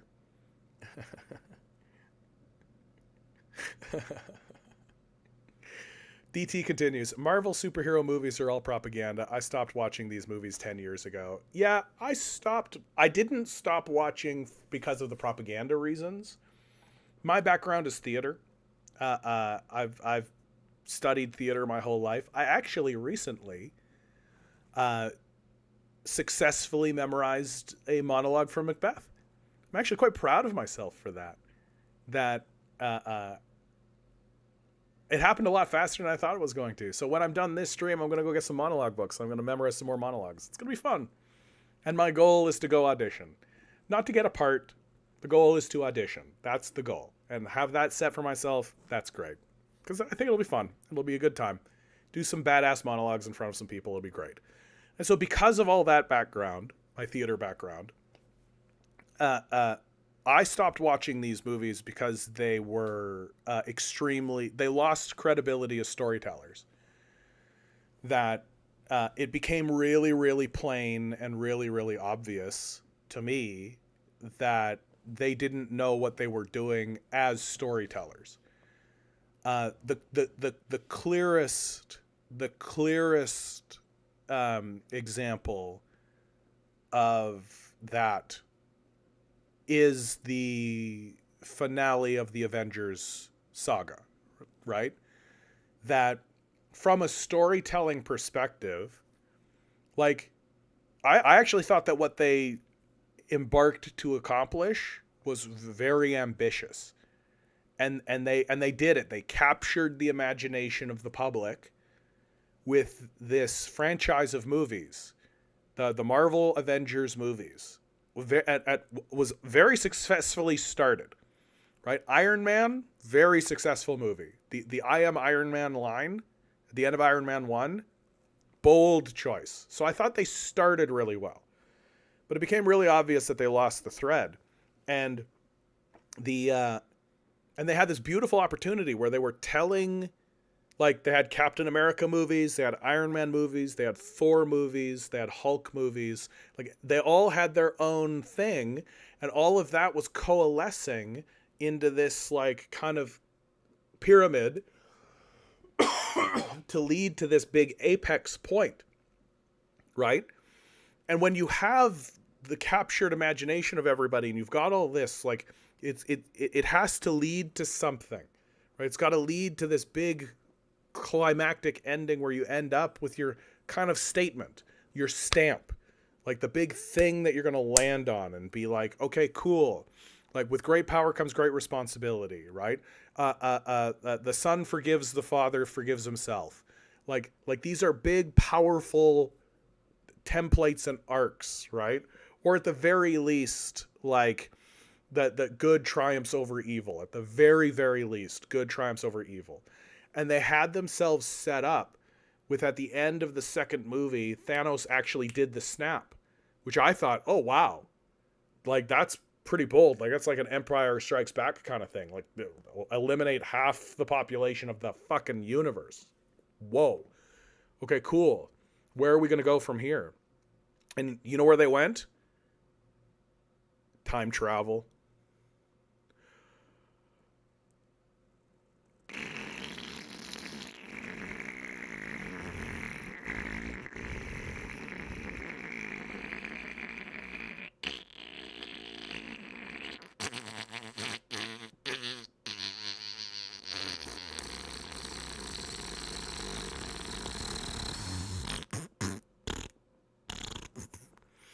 And I've never watched a Marvel movie ever since. It's an utter betrayal. Yeah, I think that's what I'd call it, an utter betrayal. And then, right around the same time, they were doing the Star Wars trilogy. And the first Star Wars movie I thought was, like, really homage-y and really, like, leaning really, really heavily uh, um, on its source material, A New Hope, which I didn't mind. I wasn't complaining about it. But it was, like, heavily leaning on that.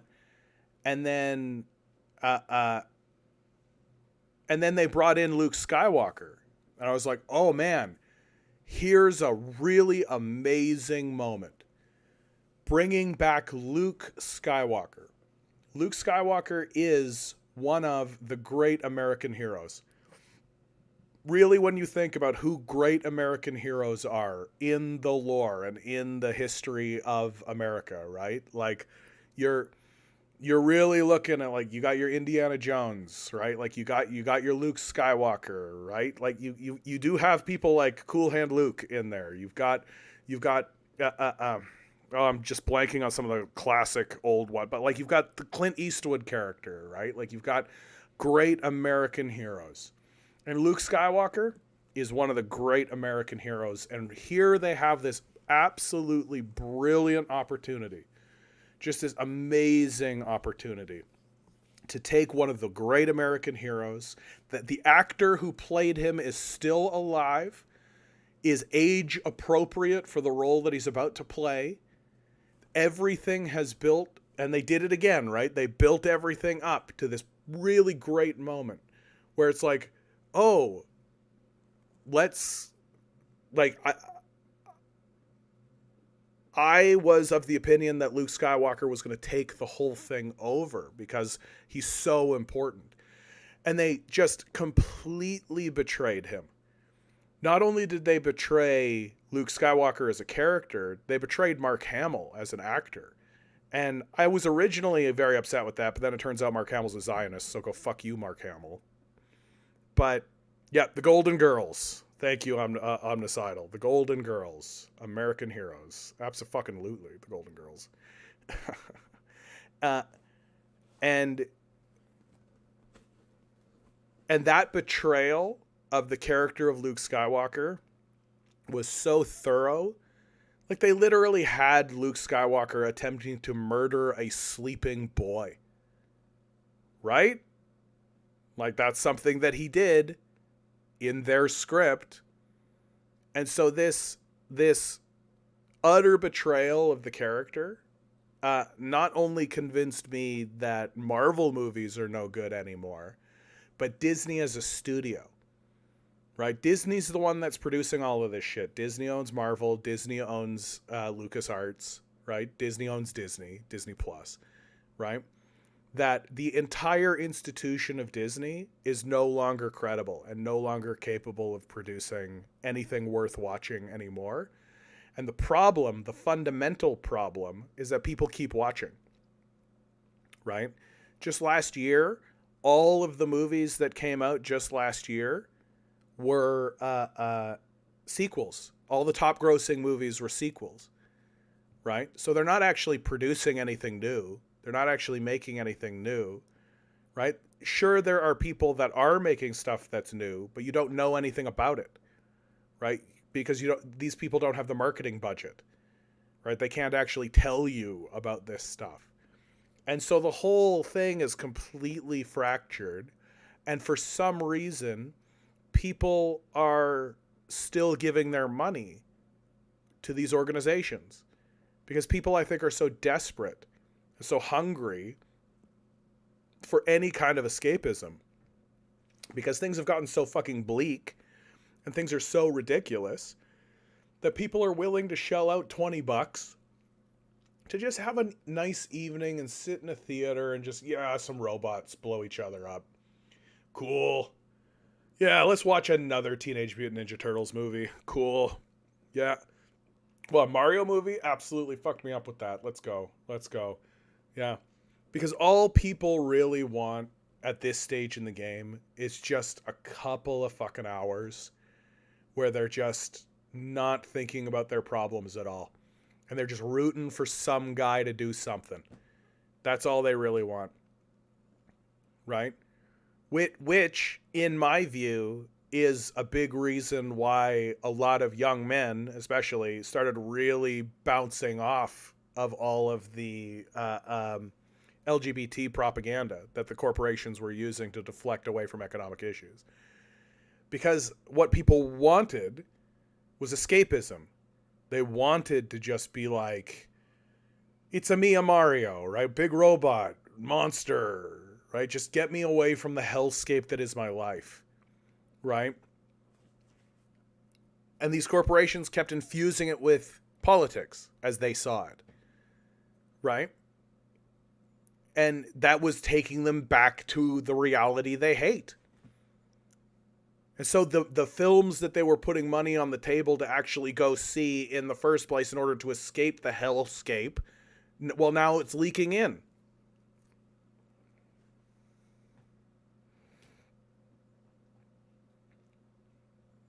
Now it's leaking in. And so movie execs respond. And they go, okay, we're going to pull back on that. So what are the top grossing films now? Like Deadpool and Wolverine? Straight up. And it's just 100% because people are just hungry for anything that gets them out of this shithole. Anything that just turns their brain off from the reality that, like, you find headlines like this and you don't even need to look. You don't even need to look for them. They just come in your face. Oh, clip that. A doom loop of climate change and geopolitical instability is beginning. Like, how's that for a headline, man?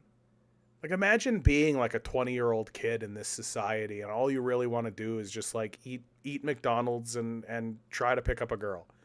Like, that's your whole life. You're just like, I just want to have some burgers and flirt with some girls, and that's all I want to do. A doom loop of climate change and geopolitical instability is beginning. No, I don't want to watch a movie about that. Right? Let's watch a movie about, like, yeah, another Godzilla. Sure.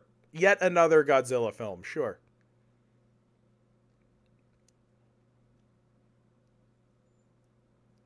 Omnicidal. Whoa, hold the brakes on giant robots and turtles.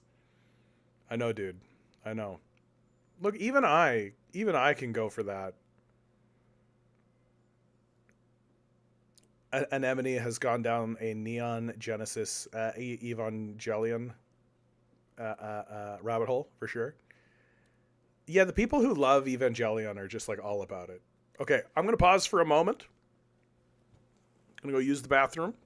I shall return, and then look forward to it, ladies and gentlemen, boys and girls. We're gonna read this article. A doom loop of climate change and geopolitical instability is beginning. Nice to see that other organizations are catching up with us here at the Canadian Commie, finally.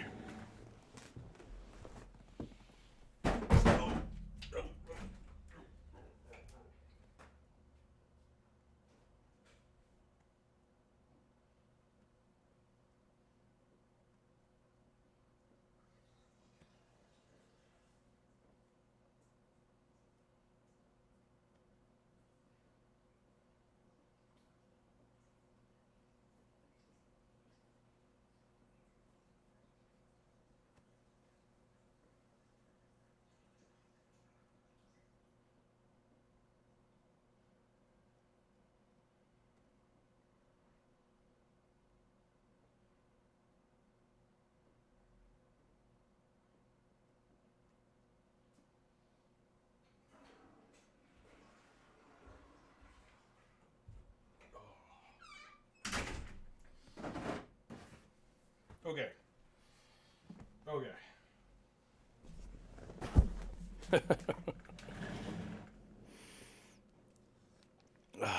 Oh, the core. What a classic. What an absolute classic. Just like who gives a shit what the rules are. We gotta we gotta restart the Earth's core spinning. Go get the unobtainium. Let's go. Omnicidal. Shut your goddamn mouth, John, and stop attacking the things I hold dear. Look, I'm just telling you, okay? Uh, uh, the media you're consuming, like what goes in is what comes out, right? In, out, right? And I used to be a huge judger of people who sought escapism for the sake of escapism, right? I used to really be like, that's just escapist bullshit, right? But it was Neil Gaiman that actually like got me off that. And he did it so succinctly and so precisely because he's such a brilliant author and such a brilliant writer. The Sandman is great. Everybody should read The Sandman. Anything to get away from just this tripe that exists in the fucking space right now. Like, let's have a conversation about anything. Like, literally anything. Can we have a conversation about the nature of reality? Is anybody actually going to do that? No? Only Neil Gaiman? Okay. Anyway, Neil Gaiman said in a speech that he did about escapism, he said, the only people who don't want other people to escape are jailers. And that really, like when I heard him say that, that really, like, it struck me. I was just like, boom, it hit me right in the head. And then he went on to say, people are looking into media to find solutions, to find keys to locks that exist in their own reality. That they feel trapped where they are. And they don't know how to proceed. And they are going into alternative worlds and alternative imaginations in the hopes that they will find keys to unlock those doors so that they can proceed in their day-to-day. And it's just a very powerful statement of like, oh, yeah, like, just because, like, why is it wrong for a person to just seek a momentary respite, a momentary relief? Not everything needs to be, like, about something. That it can just be, I like it because it frees me from the mundanity of my existence. And that helped me deal more with, like, the sports bros, right? That helped me deal with a lot of that kind of stuff where people, like, you look at people who get really heavily involved in things that are pointless. And then it helps me with my own pointless pursuits because, you know, everybody's a hypocrite. Oh. Ooh.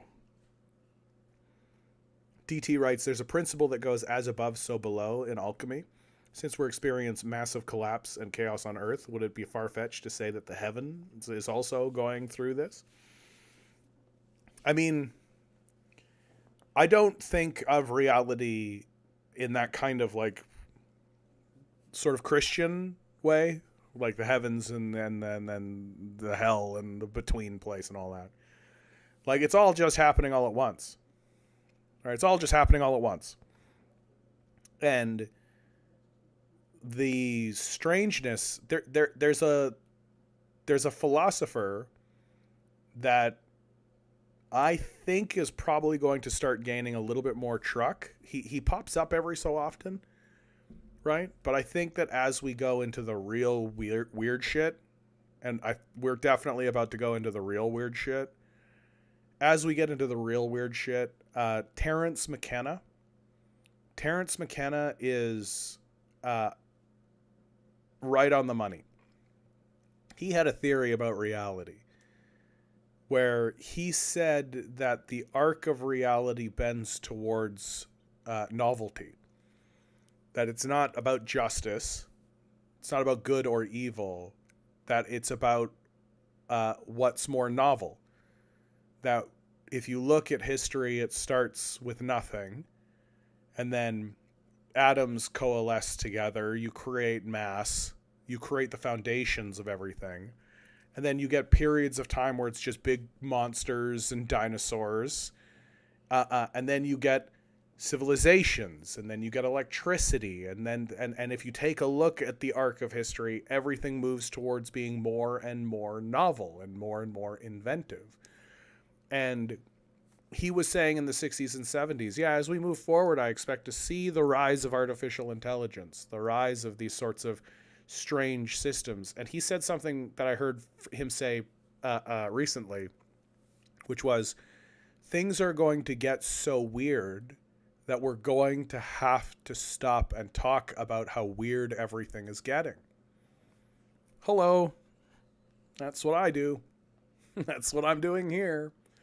And things are going to get weird and strange and peculiar and unusual, and we're not going to know what to do, and we're not going to know what to think, and our scared little monkey brains are going to respond in exactly the way you expect a bunch of scared little monkeys to respond.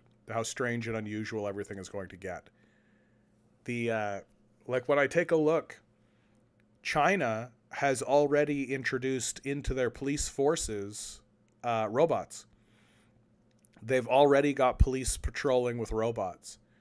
And I take a look at what China is doing in robotics, and I'm like, oh yeah, that's where it's all going to come from. Like it's not going to be us. Like we're very, like we're doing it, but we're fundamentalists. Like we get caught in our fundamentalism, and so we get caught in ideas, and we make dumb ideas based on things like aesthetics, right? We want it to look a certain way, so we're trying to jam it down that way. Whereas China is just like, we have a problem. What's the solution? Oh, that's the solution? Then do that.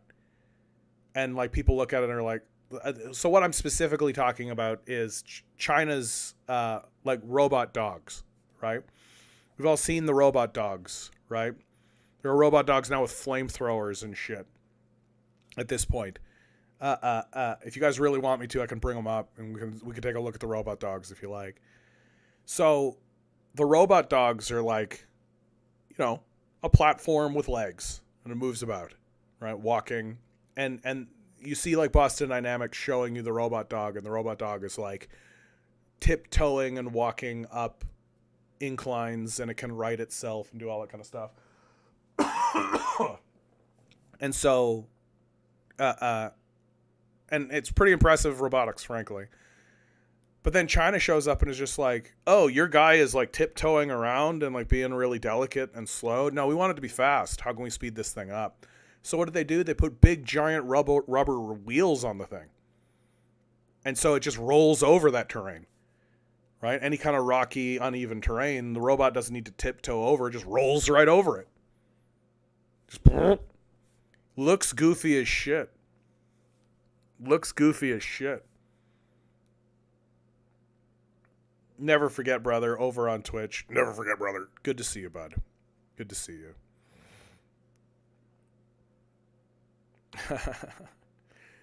there is a very robust conversation about anime happening in my chat. The first season of One Punch Man is peak anime.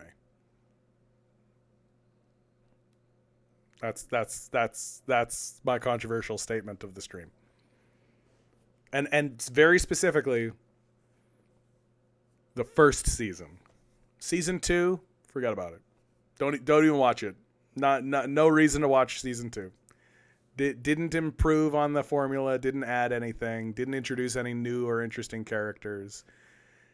In fact, there's like one conversation that Saitama has with King, if I recall correctly, where they're talking about the nature of what it is to be a superhero, and King makes a statement that is like, that was your whole season right there. That's your whole season in this one statement made by King. Just like, why didn't you make your season about that? About Saitama coming to realize what it means to be a hero. And that it's not about wielding power for the sake of power, but using power to help others. Right? Because Saitama as a character is very interesting because his motivation is that he's just bored. Right? He's not pursuing anything other than a respite from his boredom. And yet he's this extremely overwhelming, powerful figure, and he doesn't know where his power comes from or how he got it or any of that kind of stuff, nor does he seem motivated to discover it. And so they just like, for the second season, they just put him in a stupid like fighting competition and basically have him do nothing for the whole fucking season and pay attention to a bunch of other characters who and it all amounts to like literally nothing. Like literally nothing. So rewatch One Punch Man season 1 and then just pretend like season 2 didn't happen. And I understand they're coming out with season 3. Hold on. One Punch Man season 3 release date. This is important information. Thanks for all being here, everybody. Thanks for being here. I appreciate it. It was announced. 50. No, come on. Spring 2025. Here we go. Next year. Let's go.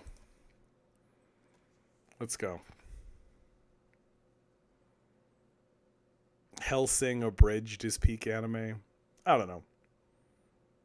I'll tell you who one of my favorite characters in all of anime is Zerakai from Bleach.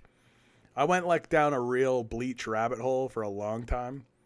And I absolutely fell in love with Zerakai. He was such a cool character.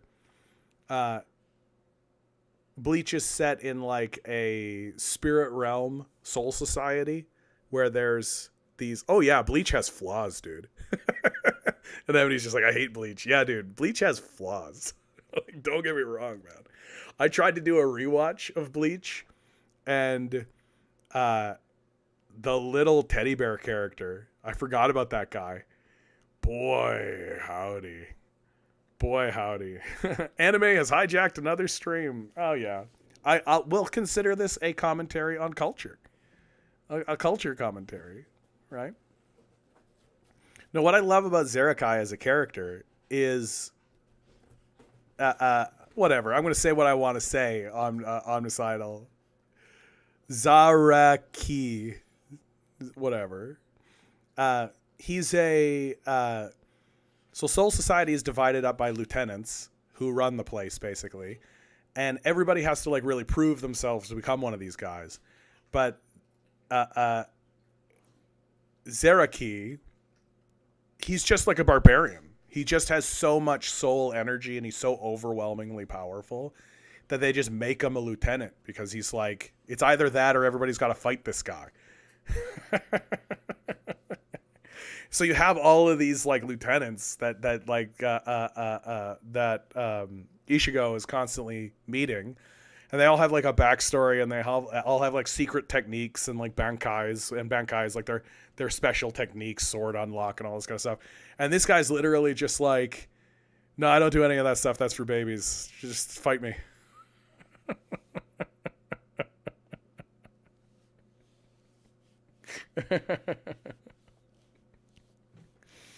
And his philosophy of life was just like pure. There's a purity to a character like that. And like anime does this all the time. And I really love this about anime, actually. Like one of the things I love about anime and what makes it much, I shouldn't say more interesting, but definitely like there's a consistency to it. It happens all the time in anime. Like Western cartoons are very morally relativistic right now.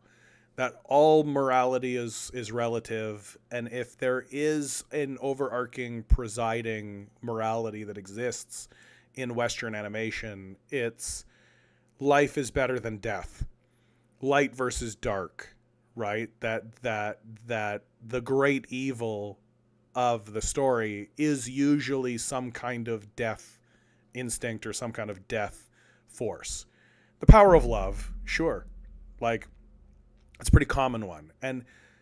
But like what I'm really thinking of right now when I talk about Western, because like what's good Western animation that's come out fairly recently, like Adventure Time. Adventure Time is for sure like peak Western animation. And it's morally relativistic as hell. Like it's all about like what is right and wrong, who has the correct perspective. Sometimes things can seem wrong, but then with other information, it becomes gray. And so Adventure Time really lives in this very gray space. Whereas anime often has very clear moral positions and clear moral structures. And then the what's enjoyable is watching the different moral structures and thoughts and ideas that are clearly stated and articulated interact with one another. Right? So like the most obvious one is the person who is well trained, who did everything right, who's followed the rules, who works hard. The hard worker versus the natural talent. Just a person who shows up and is just good at it. Right? And that's a classic anime trope. That's a classic anime dynamic. And the struggle and the tension between those two kinds of forces, between the person who is where they are because they've worked their life to do it versus the person that just walked in the door and knows how to do it because they were born that way. Like and what that means and who actually wins in that and where is how do you even deal with it one way or the other? And how do you find respect for one another? And how do you find, because that's a real life dynamic. That's something that definitely happens in life, that you will work your life away and you will work and work and work and work at it and pursue at a goal in order to attain a mastery of that and be acknowledged as a master of it. And then some asshole will just be like, oh, that's what we're doing? And then just like do the thing that you worked your whole life to accomplish because they just have it. They just do. And it's just like tough shit. Like tough shit, bro. Deal with that. And so, and anime is just loaded with those kinds of things where you just have like all of these different morality structures and ways to think about the world and how they intersect with one another. Sailor Moon's just like classic as shit, right? Like Sailor Moon is honestly just about solidarity. Well, and defeating evil through the power of the moon. Come on. But like it's pretty telling that a lot of the more a lot of the queer stuff in Sailor Moon was originally eliminated when it came over to America, right? When it came over to America, they omitted, like, there were lesbian relationships in that movie or in that show, right? Like, and it was one of these like early examples of media that was just like, nah, like, gay people exist. There they are, being gay. Does it change anything for you? And like, omnicidal. Sailor Moon was H.P. Lovecraft cosmic horror, actually. Oh yeah, sure.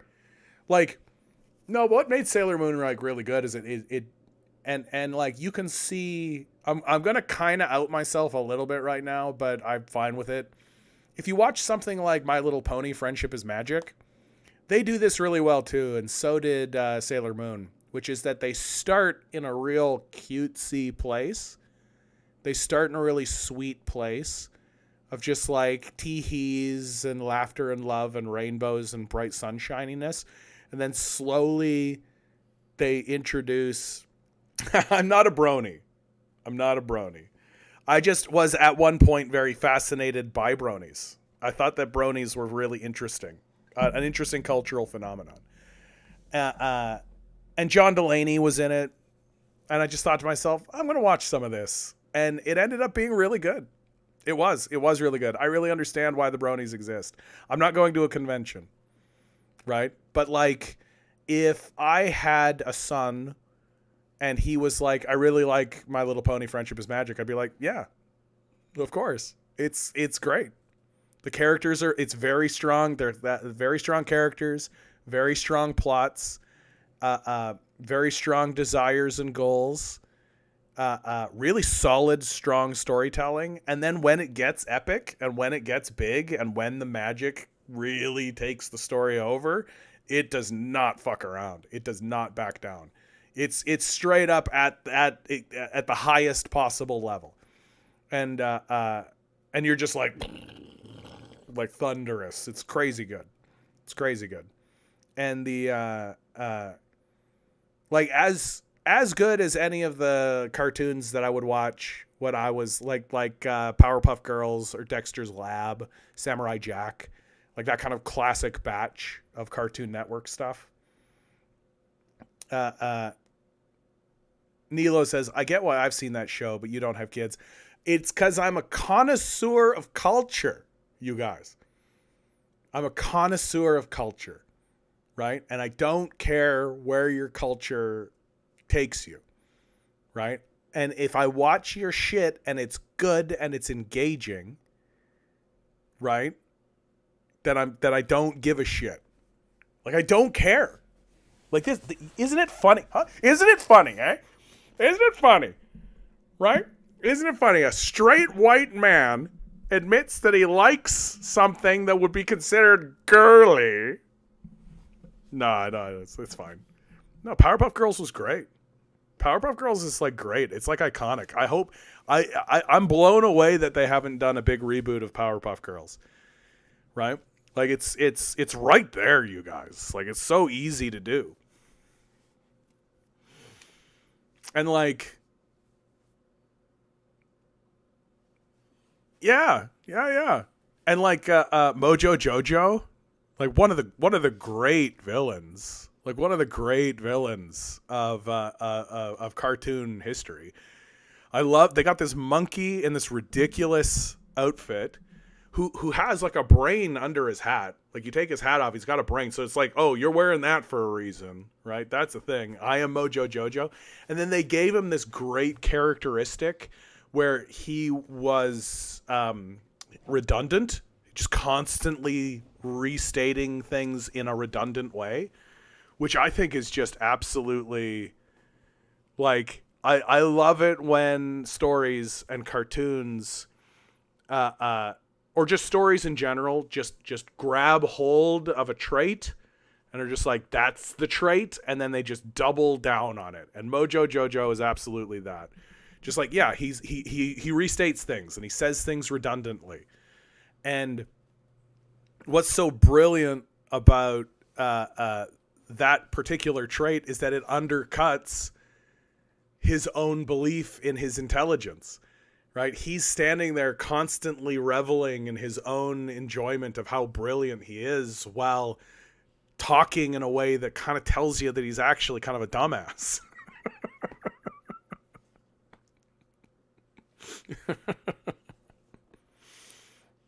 Oh yeah, totally Spies for sure. I didn't go at all into Winx Club because Winx Club for me was like one step too far. Do you know what I mean? Like Winx Club was definitely pitched for girls, right? For sure. But Totally Spies, I could get on board with the spy angle for sure.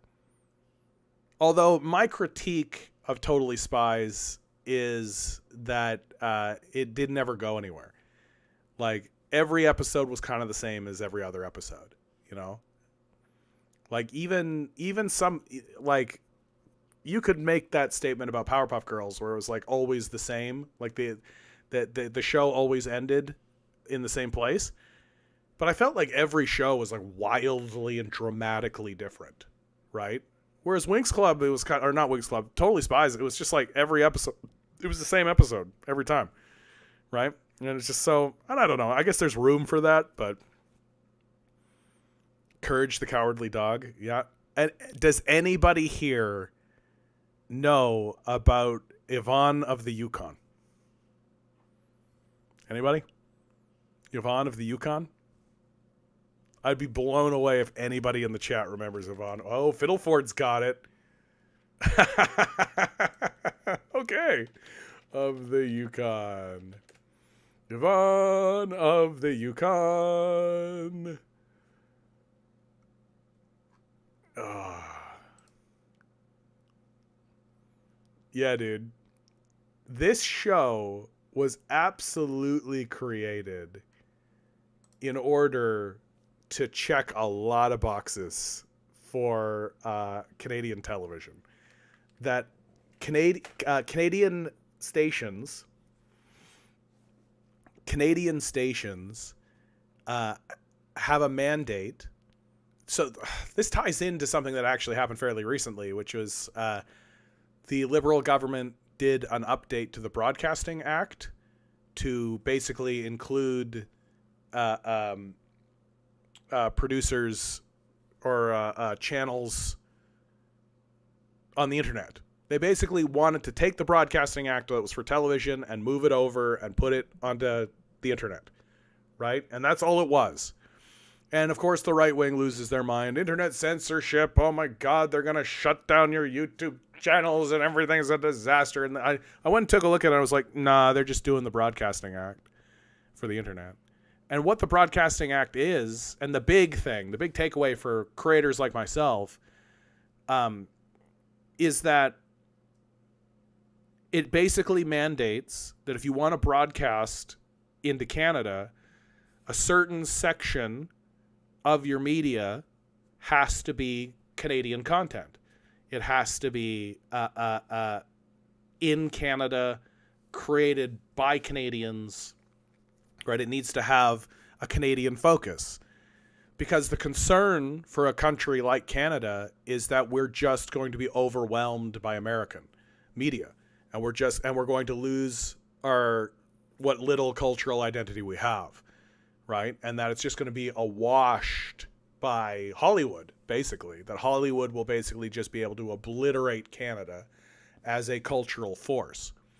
And so Canada stood up and said, no, we are going to mandate that if you broadcast into Canada, a certain percentage of your media content must be Canadian. And Yvonne of the Yukon checks the fuck out of a ton of boxes. Just absolutely just like check. Yvonne is a French immigrant, right? Remember, he was frozen in ice. He was like Louis the 16th or something. And then he was thawed out in the modern era. So you have like this French immigrant of like a historical background. So they get to constantly talk about the history of Canada from the French perspective, right? So big check. It's set in like Nunavut, I think, or what was the Northwest Territories and is now Nunavut. And so you have like the First Nations connection as well. Several of the characters are First Nations. So just like check, huge, like you roll Yvonne of the Yukon out on your station, and there's your Canadian content. You're done.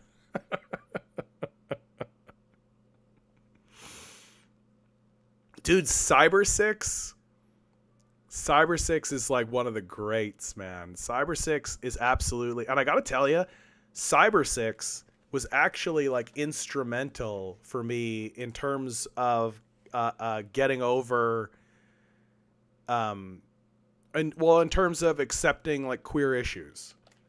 Like Cyber 6, her Cyber 6 is her alter ego. Like, this is what she looked like, but then she would dress and present herself as a man. And that her alter ego was this person who, so she would pass herself off as a man around her partner, around her male counterpart. And her male counterpart is like big, burly. Yeah, here's a good image. Right? And for a young man, this presentation actually really helped me get over the idea that, like, oh yeah, some men are more feminine. Right? Because, like, when you're a young man, you're like, oh, girly man. Right? And all that kind of dumb bullshit. But then you see something like this and you're like, oh, you know, like, this is completely believable. I've definitely seen men who present more femininely and women who present more masculinely. And what's the problem? Like, what's the problem with that? Like, there's no problem with that at all, is there? And so, like, when the whole, like, trans conversation explodes and everybody loses their minds about the existence of trans people in our society, like, I take a look at figures like Cyber 6 and I'm just like, what's the problem here? Like, what are we really grappling with here? Like, is it just this existence of this person that kind of blows apart your preconceived notions of masculinity and femininity that are dumb in the first place and don't actually make any fucking sense? Is that really what we're all crying about? Yeah, I'm sorry, guys. Like, oh, man. Did you know that the universe is more creative than you are? Are you aware of that? So, and also on top of that, like, strong storytelling, strong characters, great action sequences, really unique animation style, especially for the time. Yeah. Cyber 6 was really good, dude. It only had one season, isn't that right? Like, I feel like Cyber 6, I am going to go down a Cyber 6 rabbit hole, dude. I don't care. Yeah, just one season. Which, such a shame, because, like, Cyber 6 was really, really, really good. And I always felt like it deserved more.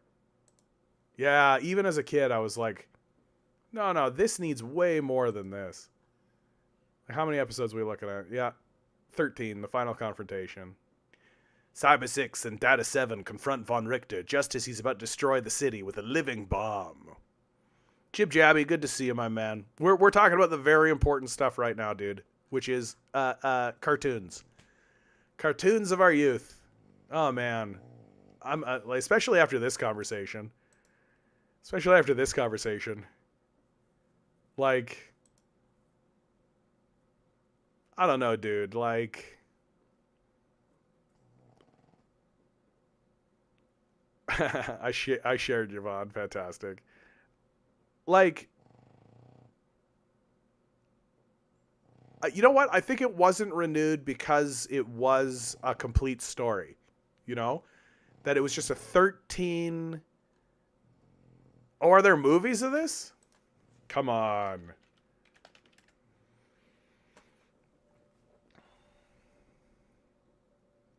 I gotta rewatch this, dude. Cyber 6 was so good. This is what we're up against. There was a live action series, you guys. A live action series. The series debuted in Argentina. It was canceled after only a few episodes due to low ratings. Cyber 6 was played by former model and actress Carolina Pelleriti. Dude, what are you talking about? Cyber 6 live action. We gotta... Dude, look at this.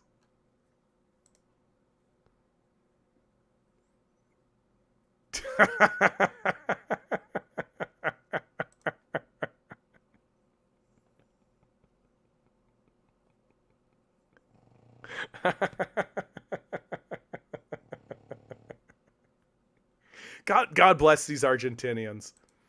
God bless them, every single one. They tried, goddammit.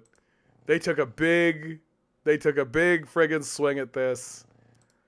They took a big friggin' swing at this, man. I love that. I do. I love that. I love watching like live action stuff where they just take the biggest possible swing at shit and just miss as hard as they possibly can. Like the Phantasm. Remember this movie? The Phantasm? That came out like right around the time with The Mask. And just the biggest Phantasm. No, it's not the Phantasm. What am I thinking of? The Phantom live action? Not Danny Phantom. Yeah. Yeah. Now we're talking.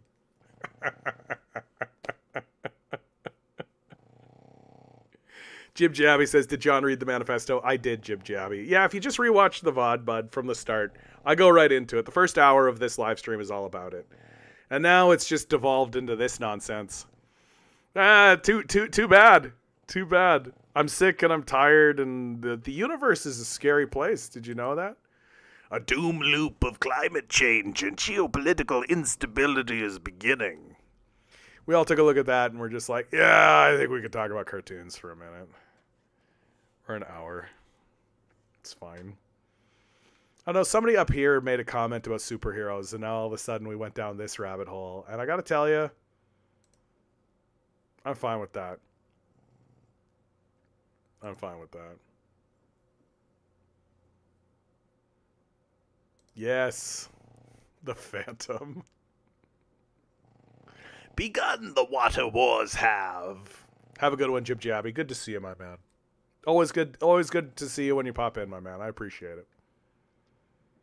What a great moment to say to each and every one of you. Thank you guys for being here. I appreciate each and every one of you. What a strange, odd, peculiar life we're all living together.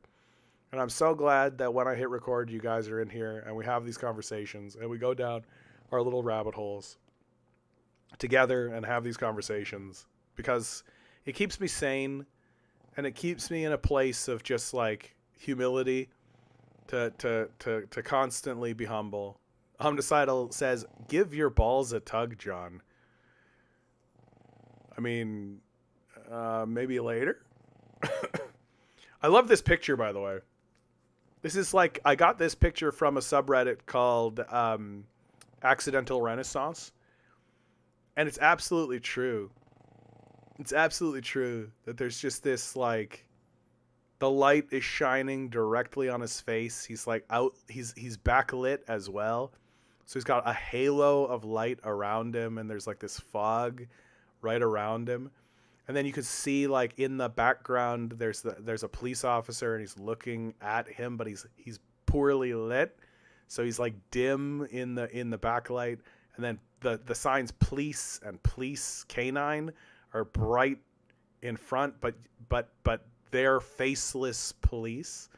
So all of the police are just like these non-entities almost, and it gives this shot an appearance. It gives this shot an appearance, or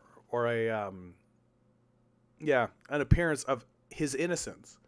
That's what this shot really captures, right? Is that you see in it, he's surrounded by darkness, and he's surrounded by faceless police and authority figures, and the only face of a police officer we can see is in the distance, in the dim light, with this look of disapproval, suspicion, looking at him as he looks back directly at us, and he's haloed and lit up because we all know that he's innocent. I love this picture. It's a good one. Accidental Renaissance.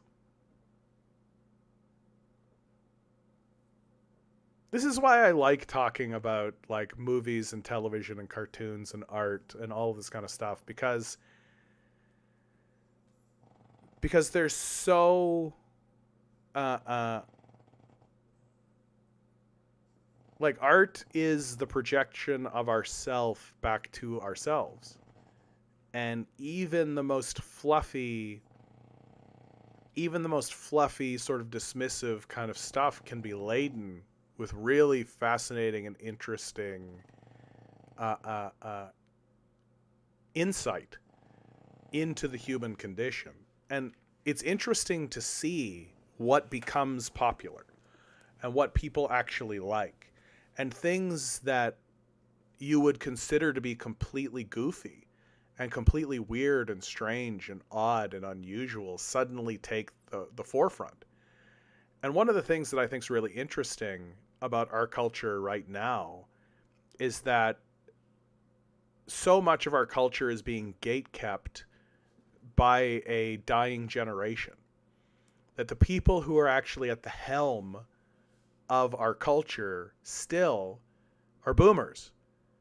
And like you got to think like Spielberg is a good example of this, right? And you have all of these like old producers and old developers and people who are in these positions, and these are the people that are producing the work. It's not millennials that are doing it, right? It's mainly boomers. And if millennials are doing it, they have to get past these gatekeepers. They have to get past these gatekeepers. And so we're experiencing this moment right now in our art that I consider to be constipation. That we have we have a cultural constipation going on, because things that our generation and the Gen Z generation wants to say can't be said. And so where people go to is social media, and take a look at what's happening to that. Take a look at what's happening to our social media now. They're literally shutting down TikTok. The place where everybody has actually coalesced to actually air out this cultural constipation and actually attempt to move the culture in a direction, they're shutting it down. Yeah, and Jeff says that's why it's just sequels that get big budgets, not new movies with exciting ideas. Well, because the only story I think that people would be interested, like take a look at what they did to Joker, I think is a good example of what I'm talking about, right? Like the original Joker, the first movie, and to be fair, I haven't seen the second one, so take this with a grain of salt. Like the first one, I don't think they kind of understood what they were doing. I don't think they understood the cultural impact that they were going to have. I think that the writers and the developers of Joker, the original one, were really just like, oh, how do we make this guy a protagonist? How do we make this guy a sympathetic figure? And that's the story that they wanted to tell, and I don't think they recognized that was going to actually tap in to a lot of anger and a disgruntled, like the meme of the scene where oh, for goodness sakes, the scene where Robert De Niro, it says, "Are you actually telling me that you're happy those guys are dead?" And Joaquin Phoenix, the Joker, responds, "I am, and I'm tired of pretending like I'm not." That meme, that's become a meme, and that meme got used here. I saw that meme all over social media, right? You're telling me you're actually happy that the United Health CEO was gunned down? Yes, and I'm happy, and I'm tired of pretending like I'm not. And that taps in to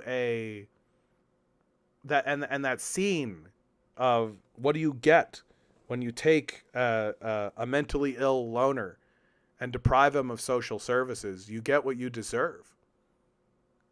Like, that whole sequence and that whole scene is very powerful stuff, and I don't think they quite realized how big of a splash that was going to make in what they call the incel community, which I can't think of a bigger insult than that.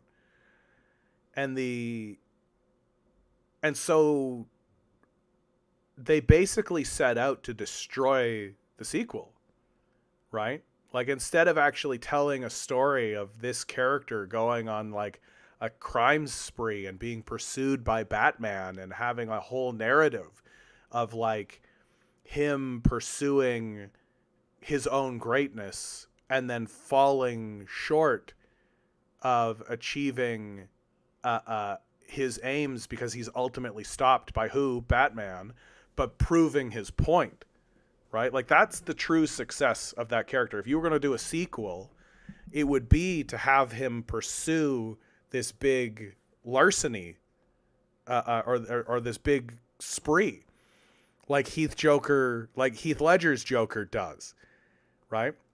And that even though he's prevented from destroying Gotham or doing whatever he is to set out, he ultimately proves his larger point and his larger thesis, which is that this all exists because the rich have abandoned us, right? That's the thesis of the thing. But instead, they completely go down another line and they do like an art show and an art piece, which I bet you is going to be interesting for its own reasons.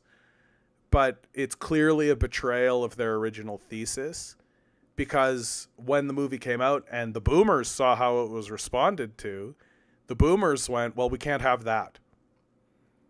We can't have a character who is against the society that I love actually be popular. We can't have Batman be the villain. We can't have the narrative of Batman be inverted like this. Which, incidentally, Batman is a fucking psycho. He's just as mentally ill as the Joker, for sure. And, like, anybody that's looking at Batman being like, oh, I'd love to be Batman, has fucking mental issues. Or is a little kid. Like, and so you do have these moments where things kind of slip through. And you have these moments of, like, oh, okay, like, society is collapsing. Things are getting shitty for everybody. And so those stories do, like, you see something like Breaking Bad, for example, I think is like the key example of this, where they actually really slipped that through because of the fellow I think they cast to be Walter White. Such a perfect casting. Because the American perception of him was the dad from Malcolm in the Middle, which is essentially where he starts as a character. And so you start that story, you start the story of Breaking Bad with such an overwhelming amount of goodwill towards this guy. And this perception of him as the dad from Malcolm in the Middle really is just what you're going in there with. And then this humiliation that he experiences and this tragedy that he experiences because of the healthcare system, right? And this desire to pursue something else and and initially it's to pay his medical bills, but then it's the power, and I want the power for myself. And then the downfall and the path that it all takes and the collapse of it. and the scale and the scope and the epicness of that character in that story, and it slides through, because at the end of the day, they were always convincing the watcher this is not going to end well, right? And that's what's key about when you do see stories like that come through, where you have somebody rebelling from the system. It always needs to end poorly for them, right? There's no such thing as a successful revolutionary in American media, right? You can't have somebody actually successfully rebel against the system unless they're fucking bugs. New CIA drone pilot writes, some Europeans wanted to make an EU version of Breaking Bad, but getting free medical care and state benefits for a surviving family wasn't exciting. Exactly. Friendly Fire says, yeah, it had that MPAA crime doesn't pay vibe. Exactly. That's exactly what I'm saying. That you can only tell a story about somebody who's revolting from their system is if in the end they fail. Right? If in the end they even have a moral victory, it can't be. It's unacceptable. Human Robot says hi. Hi to you, Human Robot. Good to see you. Yeah, cautionary tales, so you never try. Exactly. Omnicidal says, whoa, Batman is a hero. Batman is a man who is suffering with PTSD, cosplaying as a hero in order to continuously enact his fantasy that he actually wasn't helpless and he does have the power to save his parents. That if Batman, like the guy's walking around in a fucking suit like a bat. Like, if that doesn't tell you the guy's got mental illness, I don't know what to tell you here. If Bruce Wayne actually gave a shit at all, even a tiny little bit of a shit, about the criminals he beats the shit out of in his high-tech suit, if he actually gave a shit about those people, he would take his billions of dollars and instead of building jets shaped like bats and boats shaped like bats and rocket cars with nuclear fusion reactors in them shaped like bats, instead of building any of that, an underground fucking cavern system with supercomputers connected to the police system, a goddamn face recognition robot system. Like, instead of doing any of that, do you know what he would do? Do you know what he would do? He would pay his taxes. He would actually, like, fund systems to help people. Because the hard truth about all of his villains is that they are fundamentally powerless figures without support from the masses. That if the Joker, with his creepy ways and freaky shit, walked into a room and said, hey, who wants to do some crime? And everybody was fed, had a job, you know, had something to invest into their society, everybody would look at that guy and be like, no. Big hard no. Abso-fucking-lutely no. But because everybody's poor and angry and frustrated, a guy like Joker shows up and some people go, yeah, okay, I got nothing else going on. This might at least do something. Or I might be able to get some vengeance on this society that's abandoned me. Right? So if Bruce Wayne actually gave a shit about the poverty and the homelessness and the crime that comes from all of that, he would do something about it. Like, at the very least, at the very bottom,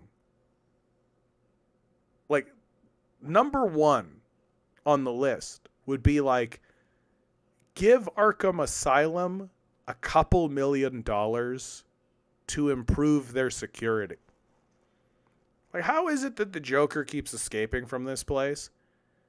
The Joker keeps escaping from this place because Batman wants it to be that way. Bruce Wayne wants it to be that way. Bruce Wayne wants these people to escape. He wants them to keep going to Arkham.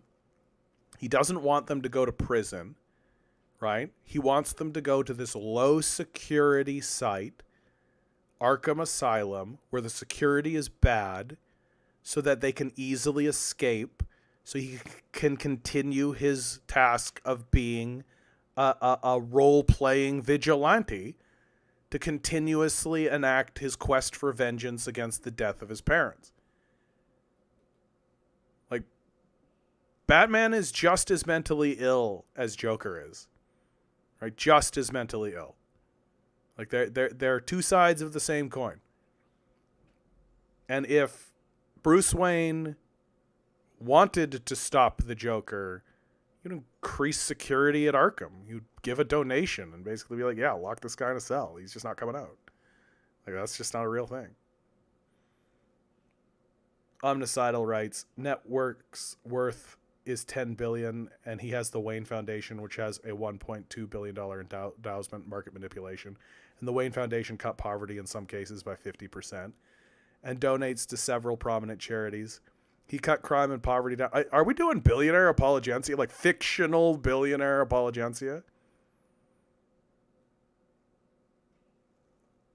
Like,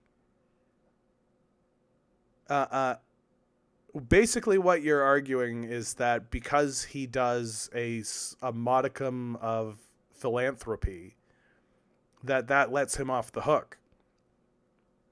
It doesn't. It just doesn't. Like, clearly what he's doing isn't working, right? Why isn't it working? It isn't working because it maintains fundamentally the class dynamic and the power imbalance that exists in the society. And it reveals that no matter what philanthropy billionaires engage in, well, they're always going to engage in the style of philanthropy that omits and excludes the people they deign as not adequate. It's essentially a means test to survival and a means test to gain access to necessary goods and services. And that Bruce Wayne can decide, oh, these types of people deserve our charity, but these types of people will be excluded and omitted. Right? That's what billionaire philanthropy often boils down to. And you'll see them say it. You'll see them. You'll hear them say it. Right? Well, we don't want to get people relying on it. Right? People need to be able to stand up on their own 2 feet. People need to be able to do this stuff themselves. Right? These people need to just get a job. Right? That's the best form of welfare, is a job. Like, that's literally Doug Ford, my premier, said that. Like, that, oh, these homeless people, they should just get a job. Right? And let's make it like, cut it down right to the bone when it comes to the character of Bruce Wayne. Like, you're telling me, with all the wealth and all the money that this guy has, the Joker is still a problem? Like, where's your targeted philanthropy, my man? Like, where's your target? Like, it's not that the Joker is particularly clever. It's that Batman wants him to be loose. Batman wants these people on the streets. He wants the cycle to continue because that's what fuels his mania. That's what fuels his psychotic drive to constantly enact this quest of vengeance against the death of his parents. That he stopped emotionally developing when the gun killed his parents. And he's been perpetually and never-endingly caught in that moment forever. And he's constantly trying to find a way out of it. And so he always needs a foil. He always needs someone to pour that energy into. Always and forever, over and over and over and over again. And if that were to stop, then he would have to actually do the most difficult thing for a person to do, which is to deal with themselves. That instead of looking deep inside of himself and saying, I've got to get through this, and I've got to get past this, and I've got to stabilize and balance myself and stop this absurd quest for vengeance, this never-ending quest for vengeance. Instead of doing that very difficult, hard work that is the most difficult work for a person to do, he's going to constantly and perpetually distract himself from it by pursuing an empty goal that leads to nowhere, which is this vigilante justice, this endless pursuit of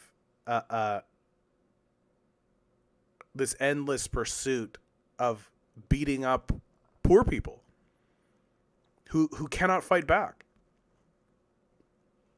Like the one that does the best against him is literally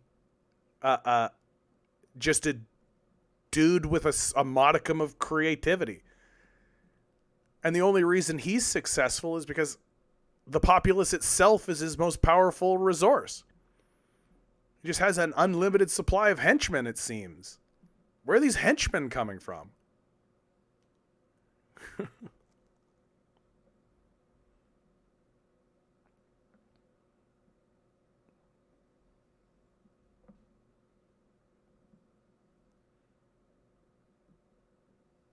Well, Omnicidal writes, depending on who's writing Gotham as a setting, is cursed or like Metropolis, just villains versus Batman. There are multiple Jokers. They recently revealed how multiple Jokers are made.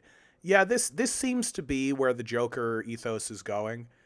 That Joker, he always was like his origin story was always kind of bad. It was always like kind of blah, blah, blah, blah. And I think people really resonated with Heath Joker's Joker, where he had no origin. He just came from nowhere, basically, and just showed up and just started being the thing that he was.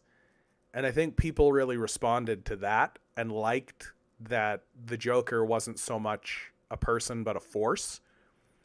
And so now this has kind of creeped in that, like, oh, you'll kill the Joker, but then another guy will show up and be the Joker. And that it's like a mantle that people just pick up. And it's, and I think the power structure doesn't really understand how, like, I think that Joaquin Phoenix's Joker sort of added a dollop of consciousness to it and made them realize that, like, oh, like, people actually are, like, resonating with this guy. Like, people are actually looking at this guy and being like, oh, yeah, the Joker is the good guy. Oh. And so spreading into the consciousness of the public that anybody can be the Joker is a bad idea. But they're doing it anyway because they're not very clever people. Like, all they know is just, how do I get people to watch? Like, should this case with Luigi go to trial, right? Like, capitalists are their own gravediggers. They're not going to be able to help themselves. They're not going to be able to help themselves. They're just going to constantly be shoving this story in your face. Everybody is going to know everything about it. Just how, like, with the OJ case, everybody knew if the glove does not fit, you must acquit. It just became part of the consciousness of America. Everybody knew about it. It became like a Seinfeld episode, for God's sakes. Right? The same thing is going to happen to this kid if he makes it to trial, which I doubt he will. Jeff writes, now I got to get through this song in my head. Thanks, John. You're welcome. Omnicidal continues. Joker finds another person who fits the conditions and means and does a Jokerization process in the chemicals. I like the Joker curse plot where it's an actual malevolent entity that possesses and corrupts people. They should have gone with that. Yeah, that's a cool idea. There was a great movie. I think it was Denzel Washington. Oh, I forget the name of the movie offhand. But there was a great movie where the villain of the movie was a demon that would possess people and could transfer between people based on touch and not even touch.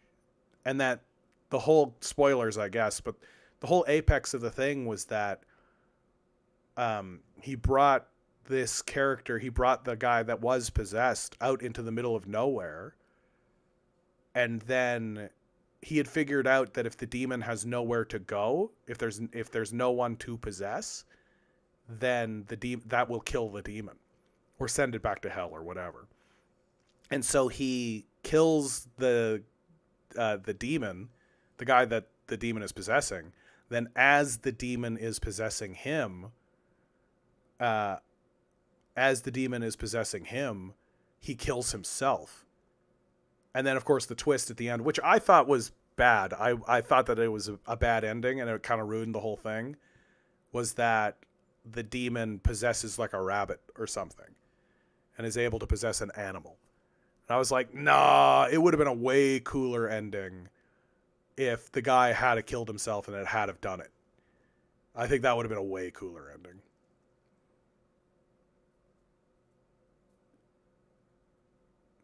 But so that's a cool story.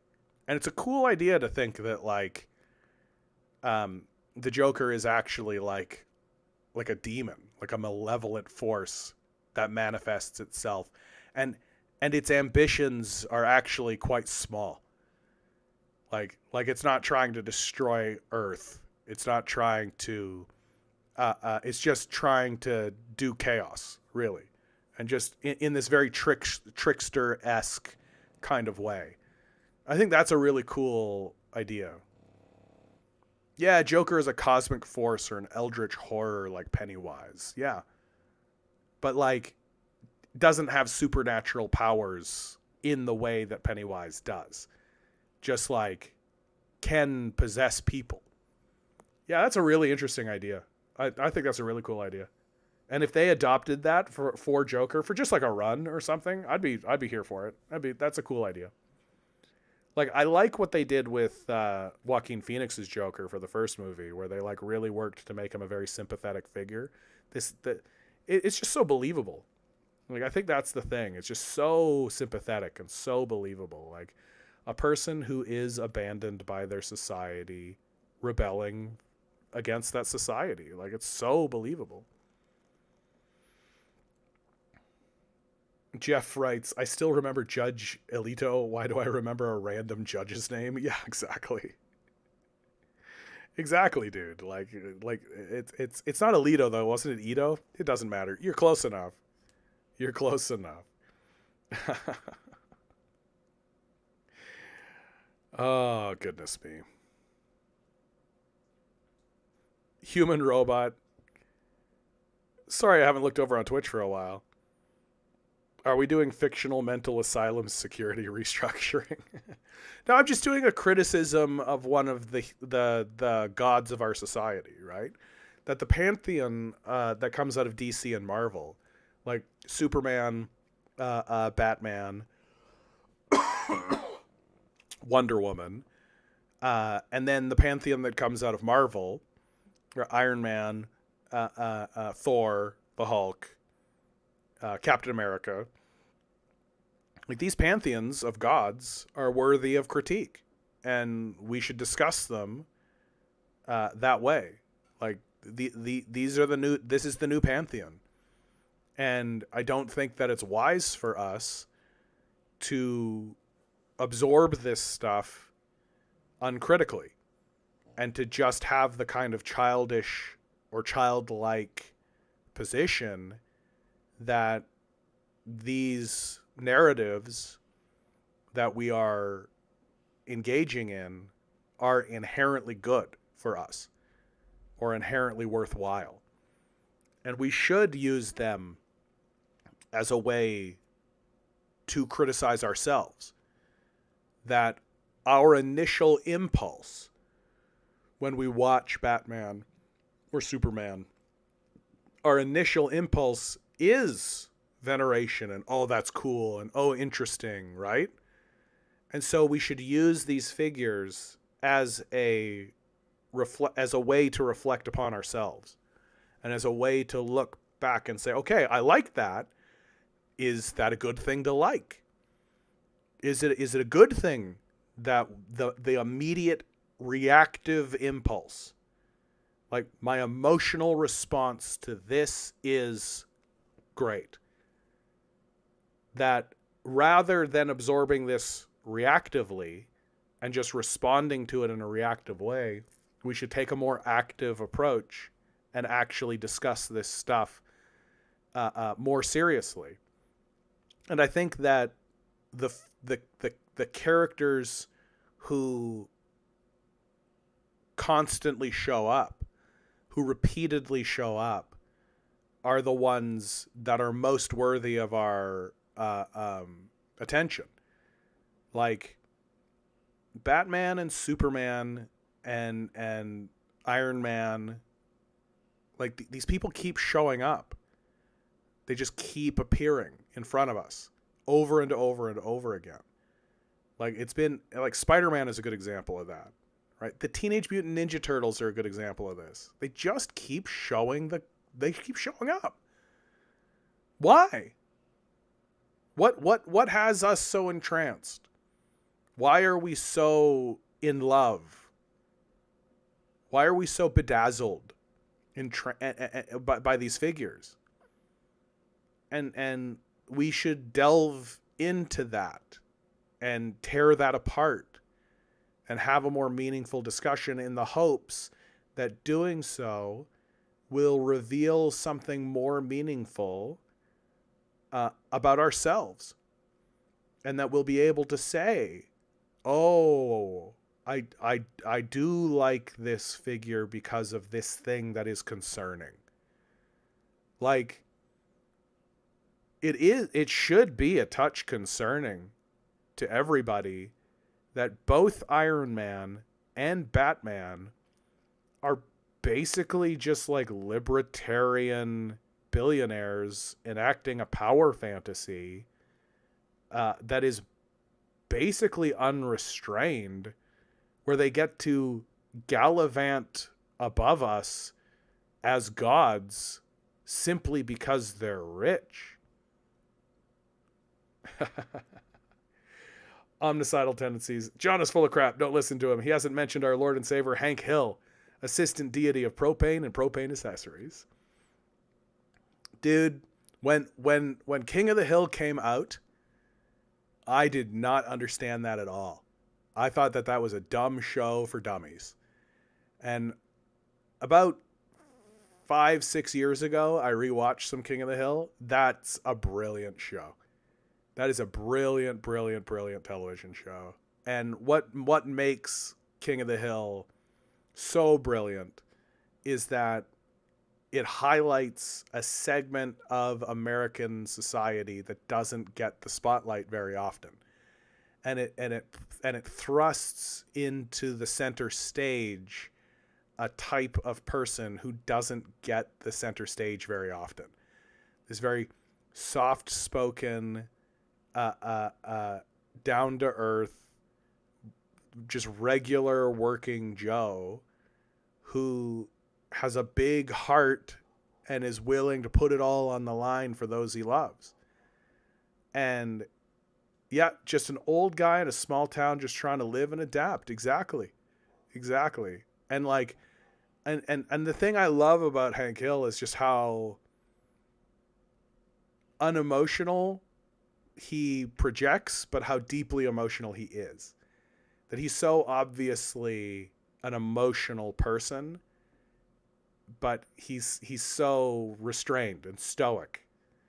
Like I remember The one where he goes to a Renaissance fair. I think my favorite Hank Hill moment for sure.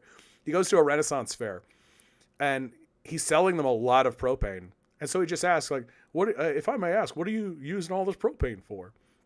And they say, "I'll show you." And they take him to a big metal dragon, and the dragon blows fire out of its mouth. And it just cuts to Hank Hill, and he's just completely straight faced. And he just goes, "That is the most beautiful thing I have ever seen." You're just like,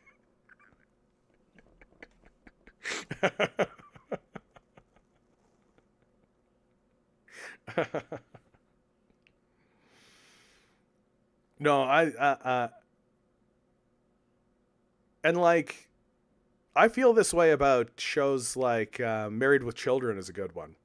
Married with Children is one of those shows that I look at and I'm like, that show reveals a lot.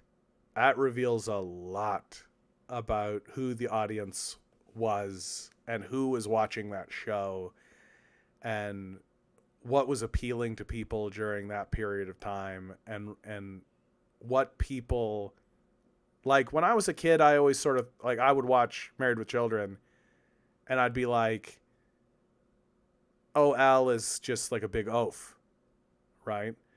And now I watch Married with Children and I'm like, yeah, man, I feel you, Al. Like, I feel you, my man. Absolutely. And like, a lot of the resignment and just like the begrudging aspects of that character, you really see how like a working Joe in the 80s, 30, 40-year-old living in the 80s would watch this show Married with Children and just be like, yeah, you're goddamn right, Al Bundy. Absolutely. Futurama is god tier. Yeah, Futurama's got good stuff in it. And it loses the thread as it goes along because it kept getting canceled.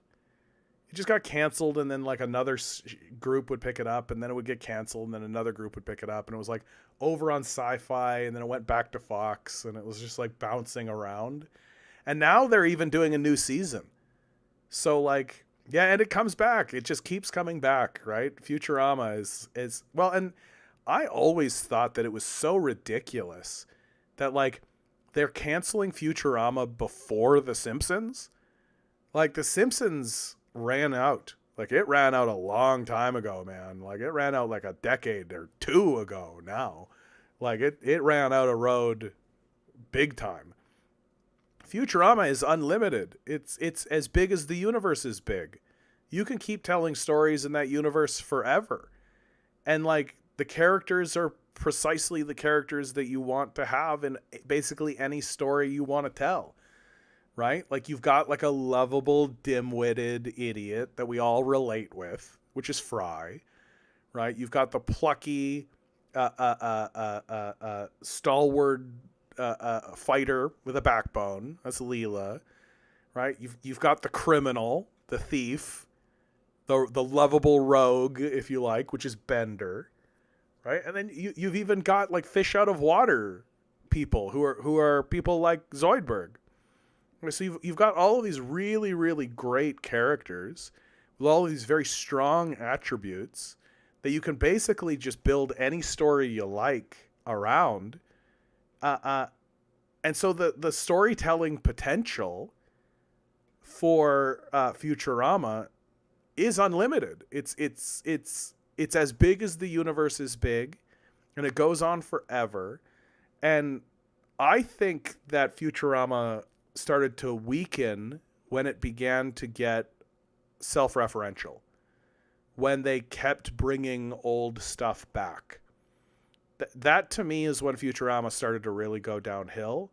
And I mean, it's still good. Like, it never became bad. But it definitely was like, oh, you're no longer about telling stories. You're about reveling in nostalgia now, right? You're no longer breaking new ground and building your world. Now you're just sort of being like, hey, remember this guy?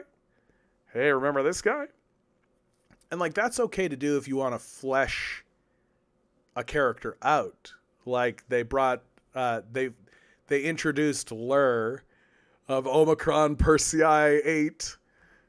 And initially he was just like a side character, and then they made like episodes about him. And he became a bigger force. My favorite moment, dude, of Blair's was they get him on camera and he's trying to be incognito. He's trying to be secretive, right?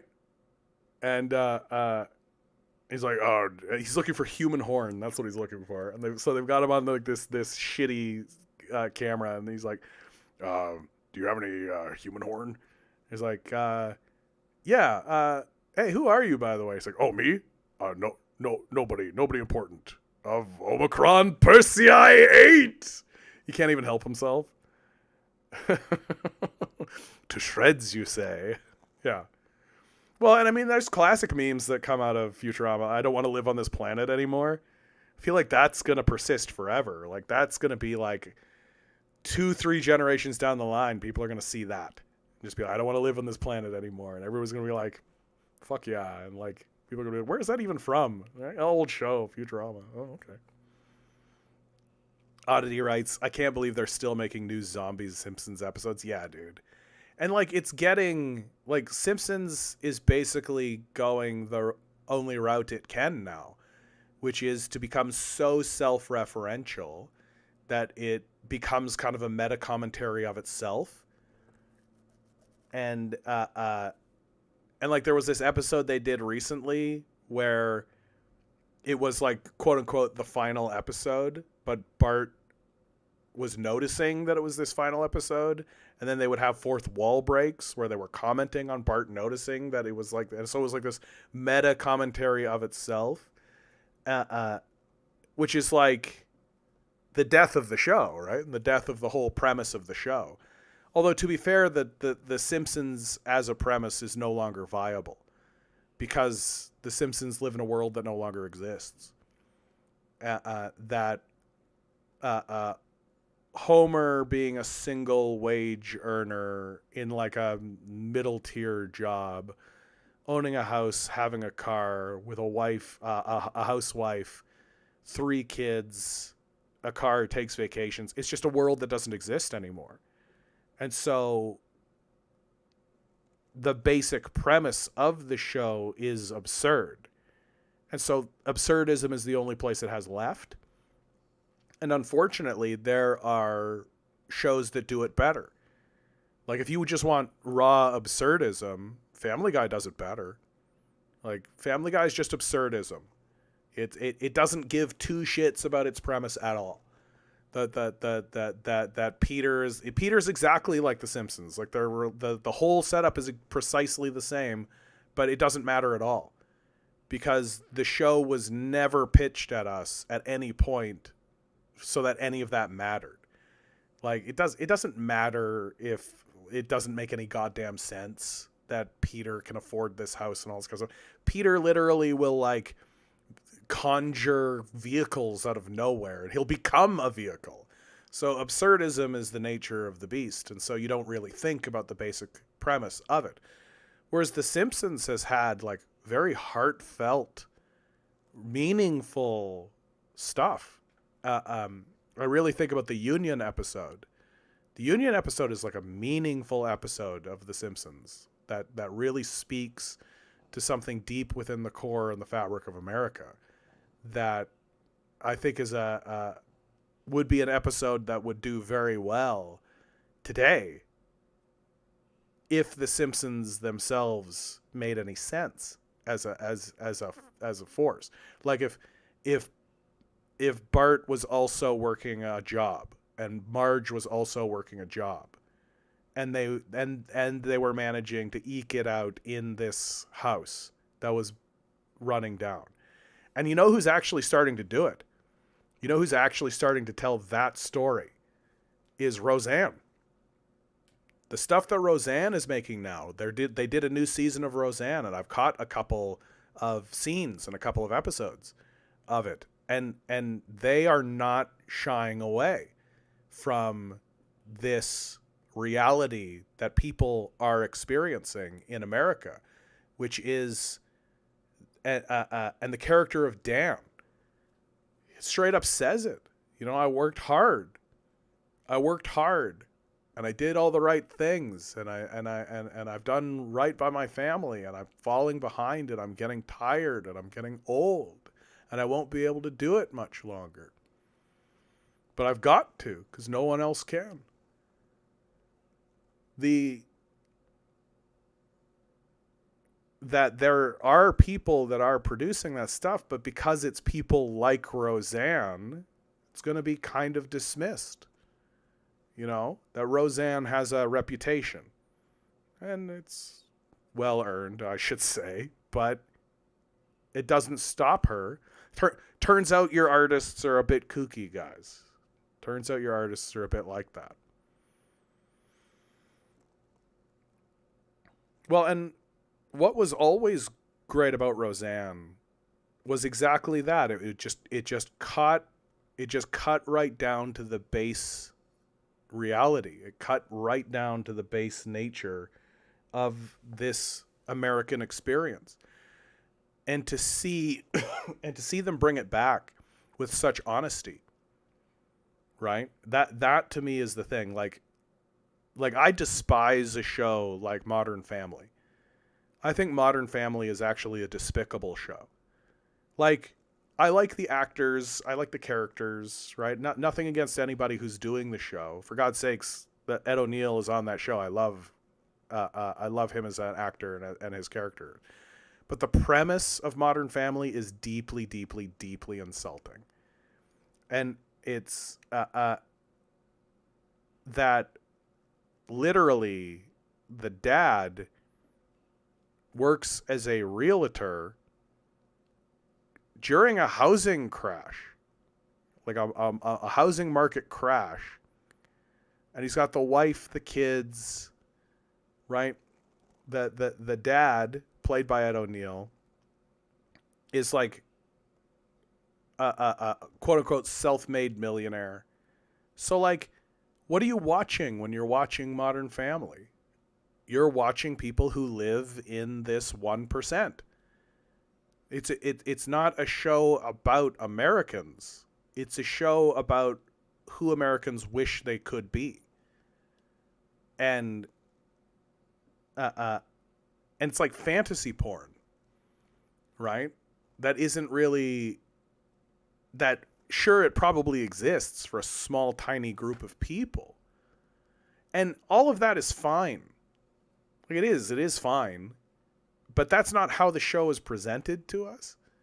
The show is presented as if this is like the American experience. And I hate the shit out of that.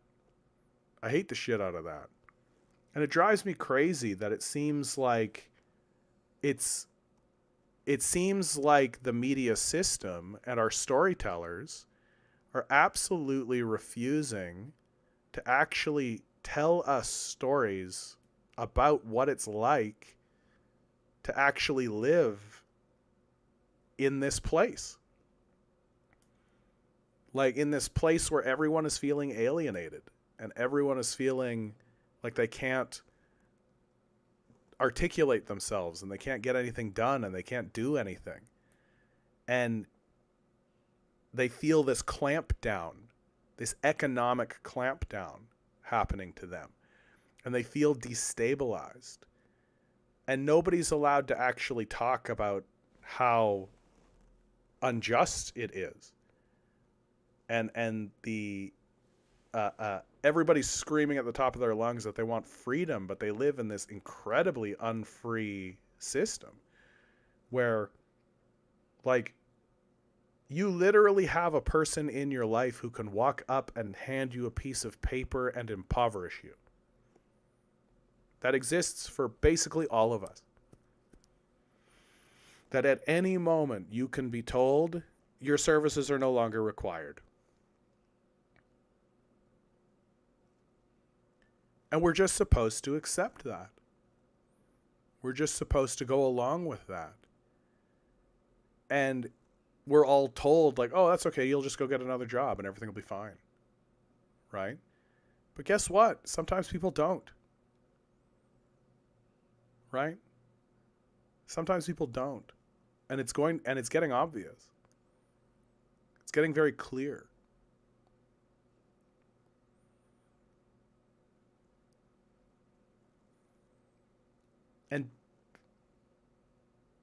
And because the system refuses to actually acknowledge what the lived reality for people actually is, then the only stories that we'll ever see are just like some superhero beating up some alien on a distant planet somewhere you've never fucking heard of. Because it doesn't actually exist.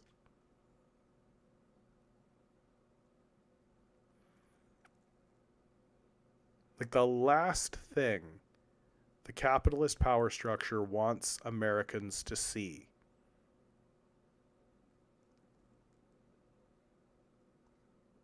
is a family struggling to get by and being told by their owners, well, your services are no longer required. You're just not going to see it. Because they understand that would be a revolutionary force. That if everybody looked at each other and went, oh, we're all experiencing that? Just like with Luigi here, where we had a little moment where we go, oh, we all liked that? Oh. Well, if we all said collectively all at once together, oh, we all are experiencing that and we all think that it's unjust, it would be a revolutionary force. Just the mundanity of seeing regular people struggle under the boot of capital. So you'll never see it.